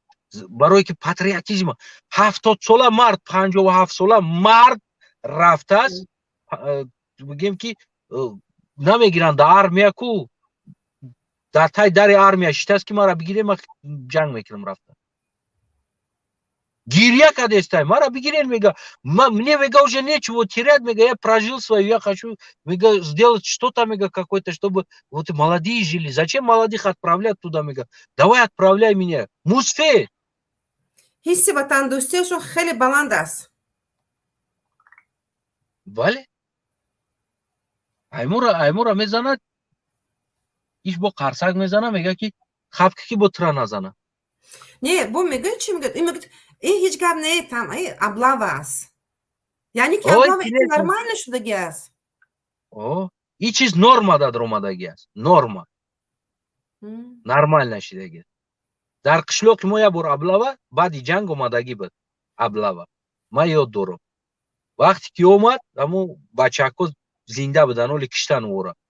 برآمدن автомат قطعی کو بالونای камазошуна задан او وقت камаз قطعی می اومدن زدن کو камазо ра шифроварда на колени мондан дар замин гутан я бор дига нам қишлоқ да медрой ку айда трупт мерава инҷа трупт мерава инҷа мурдат меброя ҳаму як абла ва қишлоқ намеомад баъд ювора киштан баъд омадан сар кардан яъне ки дух намондааст надорад шуҷоат намондааст дух намонд дух нест паст кардан ман гуфта ғулум кардан ибрат нест яъне ки чӣ хел гум ҳамун ҷавон чипшаҳӯй мекуна аблавара мебина ҷавон чипшаҳӯй мекуна коррупсияра мебина ҷавон чипшаҳӯй мекуна задан киштан чипшаҳӯй мекуна падараш акаш амакиш тағоиш бобош ҳама марди кор мебина ғурур намебина дар оила дар ҷомеа ғурур намебина нест ғурур ӯ чӣ калон мешавад ӯ заиф калон мешавад конечно хай чӣ кор кунем аз байн барем аблавара аблавара мо шумо аз байн бурда наметонем мо шумо камбудиҳоша мегем ира аз байн мебурдагӣ кулли мардум тасмим мегирад ва баъзе ҷавоно аз ҷоншон мегзарану як чандтам хеле меомадагиёша ҳамин қишлоқ меомадагиёра ёки дигар инсонора ёки ҳамун инсони аблава кардагира адресша ёфта хонаша рафта даромада гуфти ҳамун гапо ягон корш мекунанд ёки дар ҳолати дар қишлоқ омадан ё хона даромаданда незаконна бигем ноқонунӣ дохил шидан ворид шидан ҳамла кардан частни территория як инсонда ягонташа мезананд калечит мекунанд ки одам намешидани як чандташа баъд во мефаҳманд ки даромадан дар кор нест на танҳо соҳибхона балки ҳамсояҳо омада мезананд ура ту чӣ мекунӣ хонаида дастҷамъ бояд шаванд дастҷамъ якчанд ҷода қишлоқода медроянд ҳами даромадан баробар мардум тиёқи калтаки санг гирифта зада инора гуфти ҳамун гапо майб карда мошиношона бибинед ҳам мошинда бор кардеста як ҷавон ёфт намешавад дар бараш як корчаи отвёрка нест ки ҳам балонша ай бараш дута бизанад дута балонша шикоф ақл намегирад халос дута балонша шикоф кун мошинош омад бурда истодааст бинед вай чӣ хел вағас дорад тамошо тамошо ақаллан ай пара истоди чӣ кор ай дастат намеяд балони мошинша би кафон оста корча қатъи як мехчай дар кисад биги бигардон як меха биги як тарафша қатки тарафша ҳамхел шикоф карда ҳамхел дута сета тиқида биги дар балониш дар се чор ҷош ҳар ҷошда балониш фис мешавад 10 метр намерава фис мешавад куҷо мегира мерава ура дига балон надорад дута сета чор балонша би кафон 1 литр бензин абиги мошинша алов биза алов ки то омади кора кардеси дар территорияи мо мо да таво номус доштем вақтишда шумо бовар намекунед дар кулоб аи қишлоқ ба у қишлоқ рафтан агар ту дар уҷа бо хеш надошта бошӣ ку мезаданад ту чӣ мекоҳӣ дар қишлоқи мо ай фалон қишлоқи мезадан мора аки мо ку ин чизора камтарак охирша дидагием неки калонои мо пештарои мо акои мо мисол падарои мо ино конкретно мегӯянд ки ай қишлоқ дар қишлоқ рафта намешӣ мера иҷа биё чӣ да омадӣ иҷада ки ту хонаи кӣ омадӣ ту мегӯӣ ки фалони хешм аст фалони бачаш фалони ман хонаи ҳамода меҳмонам баъд мегӯянд ки гӯш ку шиё рав бигарди ҷода яъне нахе ғурур дошт ин мард ин мардум ғурур дошт барои як духтара гап додан ин қишлоқ ба ин қишлоқ калтик шапак шохи шапак мекарданд сир карда даромада меомаданд дар ин қишлоқ ҳози чӣ кор кардестанд ҳози нормальнай хитои дар расидай дар пешаш нормальнай положительнай хитои омадагиай дута зан дора хитои дар тоҷикистон дута зан дора як хитоира ман медонам дута зан дора дута хитоиам ду зан гирифт ду зана шуди яъне хитоиҳо дута зан дора ду тоҷик дуташ тоҷикай ай тоҷикистон якташ узбечкай бигем митиска узбечка якташ тоҷики тоза бигем зан дора ина дута зан дора дар тоҷикистон ина ғурур ина номус дар тоҷикията мумкин нест хитои дута гирифтагия спокой намегарданд дар тоҷикистон тоҷик позволят намекунад дар як ҷо бишина арақ бихӯрад ба худо қасам дил хо ҷошонда болои алафда мешинанд, курткошона партофта, арақа мезананд, авқотошона ҳуй мекунанд, намуҷа мехӯранд ку бо милиса бияй охраният карда места ки ягон гап назанад. яъне дар ҳаво уверенӣ мегарданд. ҳеҷ ки ҳақ надорад. барое ки миллат мард беномус шид. ёд ки аблава оддитарин чизае барои пеши ӯ кор ода. Не, мегӯед чи? Аблава оддитарин нест. Аблава хеле нигарон кунанда аст. Не, дар пеши ин чизое ки дар пеши ин чизое ки мегзара, дар пеши ин чиз оддитарин чиз аст. Не, дар пеши вай ҷиноятҳо мисол мегӯянд дар дигар чизо это оддитарин шояд бошаду, лекин последствия безеб дорад. Хеле ин последствияш охираш хуб нест. Ягон безеб нест. Последствия хуб надорад. Ман чунин фикр дорам. Не, ягон чи нест. Ола чи дам аст сайку ташриф да мега ки ту чанд солаги та зан намегири, мега бад мега, бад ю мега дига одат мекунӣ, дига зан дар корат намешава мега. ки мардум одат мекунанд. уже одат кардагианд. як каса бардоштестан чия мега аблавай. шояд ура киштеста бошад, шояд ура диздидеста бошад, шояд ура баранд да орган запчас кунанд, бифурӯшанд. мега аблавай мерава. Як чи дигараша бинед. Аблава медоранд, баъдан мегӯяд ки не вай ҷиноят кардаги буд. Вай дуздӣ карда буд, фалон вақт дар фалон ҷо дуздӣ кардаги буд. ё ин ки фалон кори дигар кардаги буд. агар ки мардум хеле нахе интернету биромада шориш кардан, мегӯяд ки не вай ҷиноят кардаги буд. мегиранд дар гарданаш мала того, што вай аблава медузам мебаранд, боз мегиранд ҷинояткор дар гарданаш мезананд. ҷиноят. Вместо того, што ҳадидан мебаранд чуна мекунанд. ин беномусии мардума нишон медиҳад. бенанг будани мардума нишон медиҳад. дуруст. барое ки ин мардум, ин миллат мард надорад. ин миллат марде надорад ки ӯ мардаш ғурур дошта бошад, номус дошта бошад. мегӯм ки ҳозир ман я навор кунам, инам ҷоз я фирма бикушам. фирма кушодан ку ҳичи пул ҳичи наместа мисол. ҳозир ман $1000 да мекунам строительный фирма, якта лицензия мегирам строительный. ҳозир ман мегӯм мада 300 нафар дар корай ку 300,000 нафар мада меброяд ки чӣ хеле биёмад. 1 миллион нафар шуморо тамошо мекунад. бо взятка предлагат мекунанд акама биём ку я моҳа ойлик майта, 2 моҳа ойлик майта. бомада взятка предлагат мекунанд. ма биём, я балок ма биём. ина бенеде як чи дигара бенед. ина мардума чиш гӯям ки сахт нарасад. Мардума ғурур аст, мардума ҳисси милладдостиш. не ёда сахт намерасад. мардума дига сахт намерасад. одат кардагиан иш. шояд одат кардаги бошанд. мо ҳозир ҳамагӣ 423 нафар тамошо дорад, инамин. мо дар бори миллат, дар бори мо мардумо бедор шавем. як чи фаҳмем. як ҷавона як таҳлил кардем. 420 чанд асама зиёд ин бисёр. лекин агар ки чӣ карди дар ягон ҷо кор, ягон захти суруд бисёранд. 1 миллион. як ҷавона мебаранд дар дуруни ҳарбӣ, ҳамун час доли надромада, ҳамун аблава қапидан да уже на очаш мемонад, на апаш, на холаш, на момаш, на хидораматӣ гузаштагиёш ҳама шақорат мекунад. ӯ чиз одат мекунад. бичина сақоратш мекунӣ ку. одат шидаги. яъне одат мешава мерава. беномус мекунад. ҳамин ҷавона ки вақти ҳақорат кардӣ, ҷавона ки вақти очаша расидӣ, вақти хоҳарша расидӣ, вақти апаша расидӣ, спокойно реагировать кунад, ӯ беномусай. бале ха инҷа акмал як нафари дигаро қабул кунам мегӯму, баъд ҳамин кати ҷамъас кунем. хеле тӯлонӣ 3.5 соат шудааст. ҳозир вақти рӯзакушоиш ифторам мешавад, вақти рӯзаам мешавад. ба гуфти шумо гапи бисёр задем, дар ҳама масъала таҳлилам кардем, ҳамаша гуфтем. гап дар таъсир кардан ин гапҳое ки мо гуфта истодаем ба ҳаво наравад. не таъсир кунад. ақаллан як сухана моро гирад, барои ман ин хеле хурсандиовар аст. як сухан гирад. не ха ки мегирифтагиш мегирав, просто мега мегирифтагиш ҳам қадар мегирад ки мега ҳамин рост мега. медона ки рост мега. при этом мега ки шикам афзалтар аст.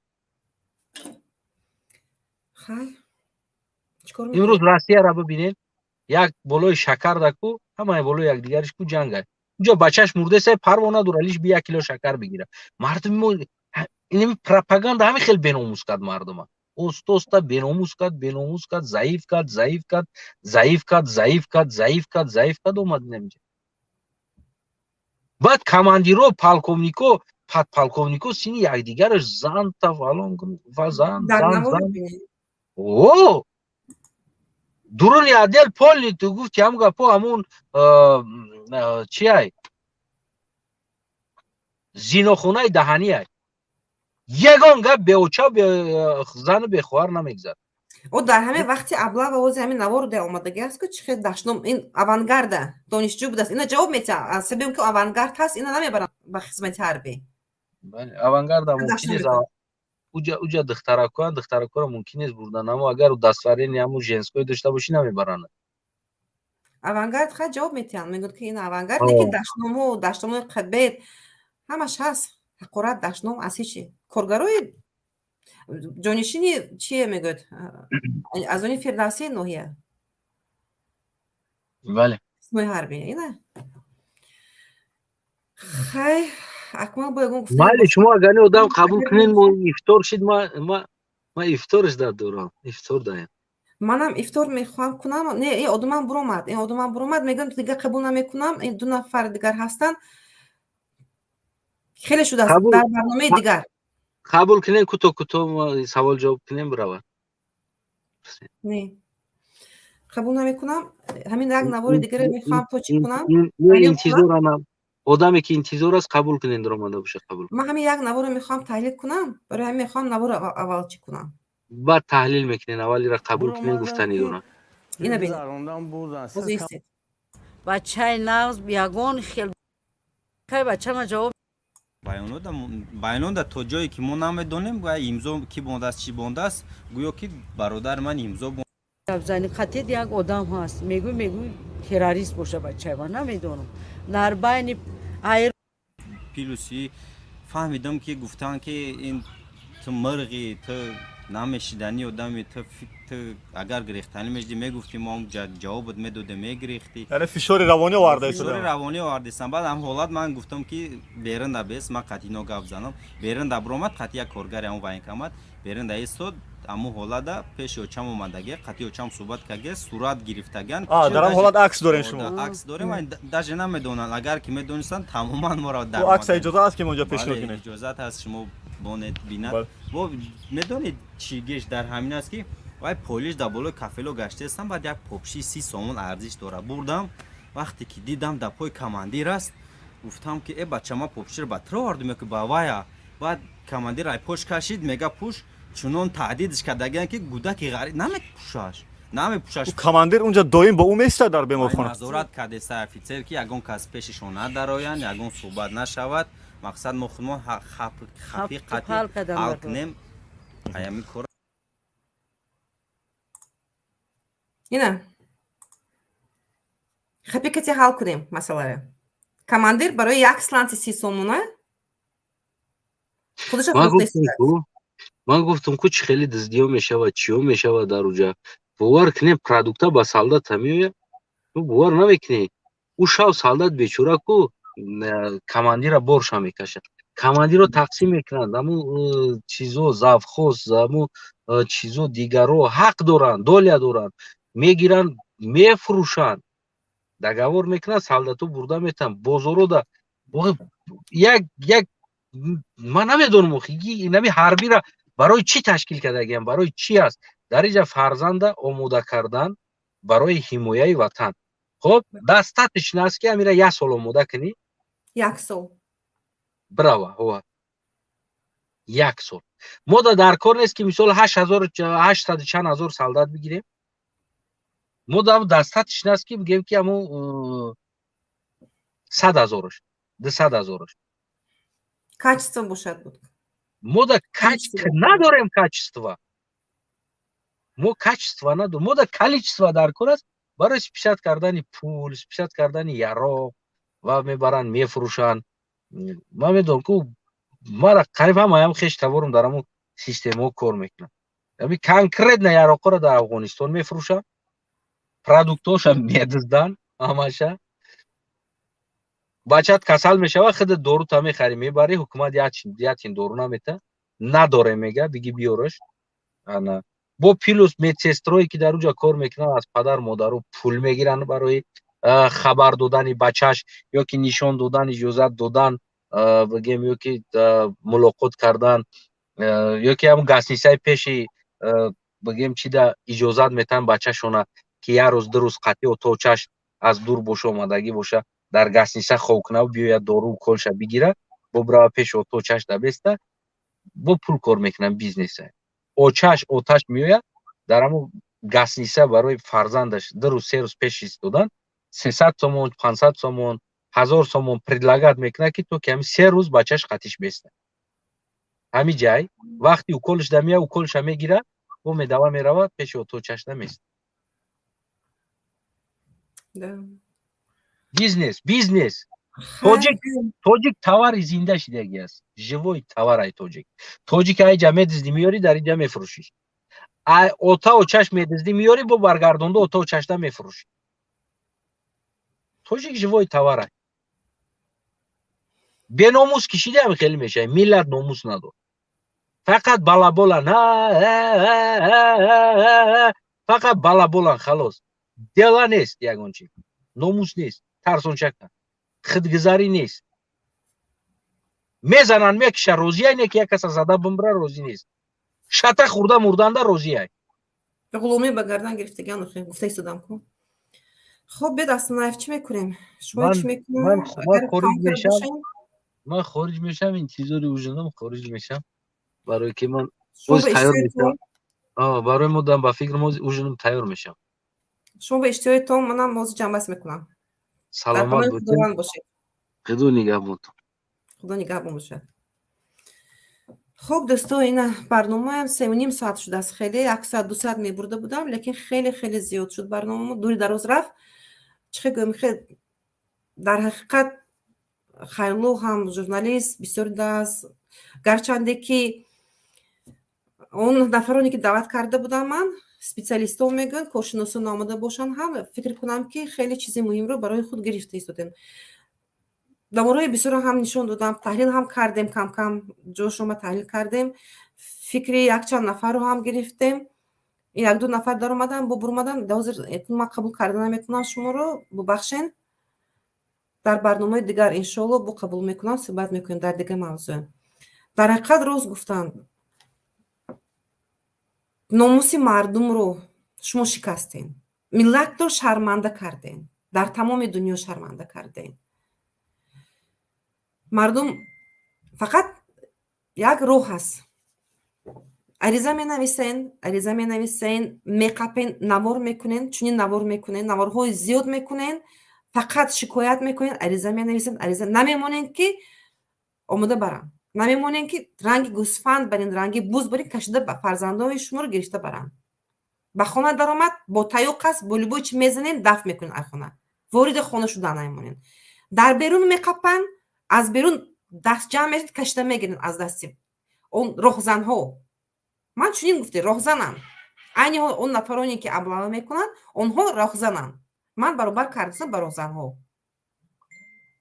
шояд дар роҳзан дар моддаи роҳзан бо дига пунктошам ҳаст лекин ин камтар бисёр моанӣ дорад роҳзани одам аст аз кӯча мезанӣ мебарӣ роҳзанӣ ба хонаи нафари ашхосе медароӣ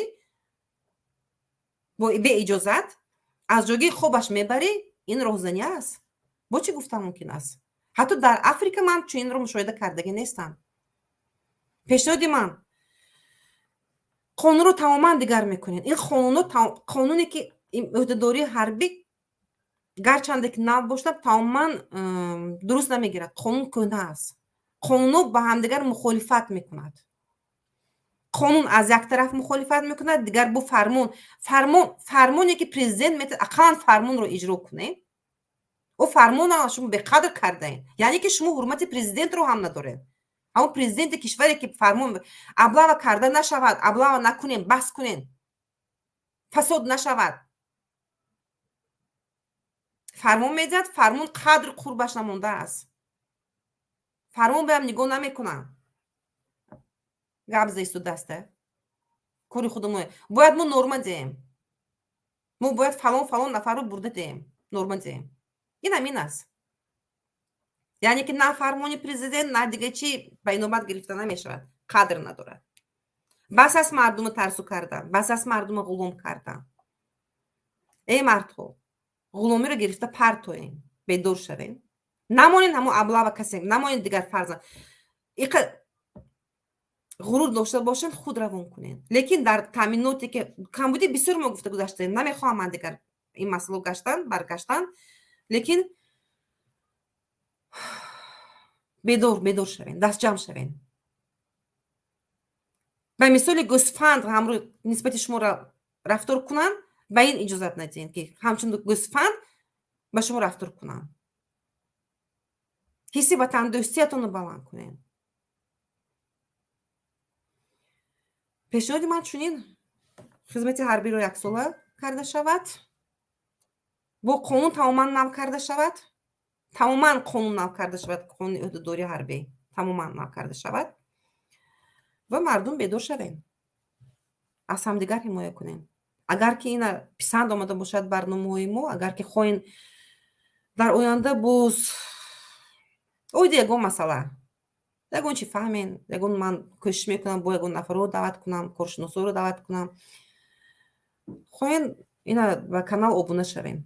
اگر غرورتون بردارد، اگر که غرور کنین، اگر داشته باشین، اگر اینا ابونه شوین، پیگیری نمایین. دیگر من گفته نمیتونم حتما شما ابونه شوین، باز نشر کنین، دیگه این گپا نمیشه، زیرا به شما فایده ندارد. اینا میخه دوستان در همین جنب بس میکنیم. خیلی 3 ساعت 3 ساعت زیاد شده است، وقتی افطار هم رسید. قریب من از خاطر برارم یک چیز دیگر رو میخوام گویم. نفرانی که به خدمت رفته میبین، پس از خدمت رفتن حتما به آنها پول داده میشود. اگر خطا نکنم 2500 پیش بود، یعنی که خدمت میگن 2500 پول میدادن. مردم ما خبر ندارد، اکثریت میبیاد در نظرش سواد ندارن، سواد کافی ندارن، میدارن یک کاغذ امضا میکنن، تمام دیگه پول نیست، پول نمیگیرن. طلب کنین همین رو. خدمت کرده آمدین، مبلغی که خدمت کرده که 2500 بود، ممکن از زیاد شده است، همون رو تمام طلب کنین. بعدا همش ماه شریف رمضان رو هم اینمو جنبست کرده ایستادیم، همگی 2-3 روز موند. خداوند به نفرانی که قوت داد به گرفت، من هم گرفته تمام هستم، همه رو تبریک میکنم با عید شریف رمضان. الهی هر کی ما رو تا این ماه شریف رمضان رساند آورده. زنده و سلامت باشین، در پناه خداوند باشین. اینجا گفته ایستادند که 400 سومونی کردگن، خیلی کم کردن. مایلش دوستان در پناه خداوند باشین تا برنامه آینده.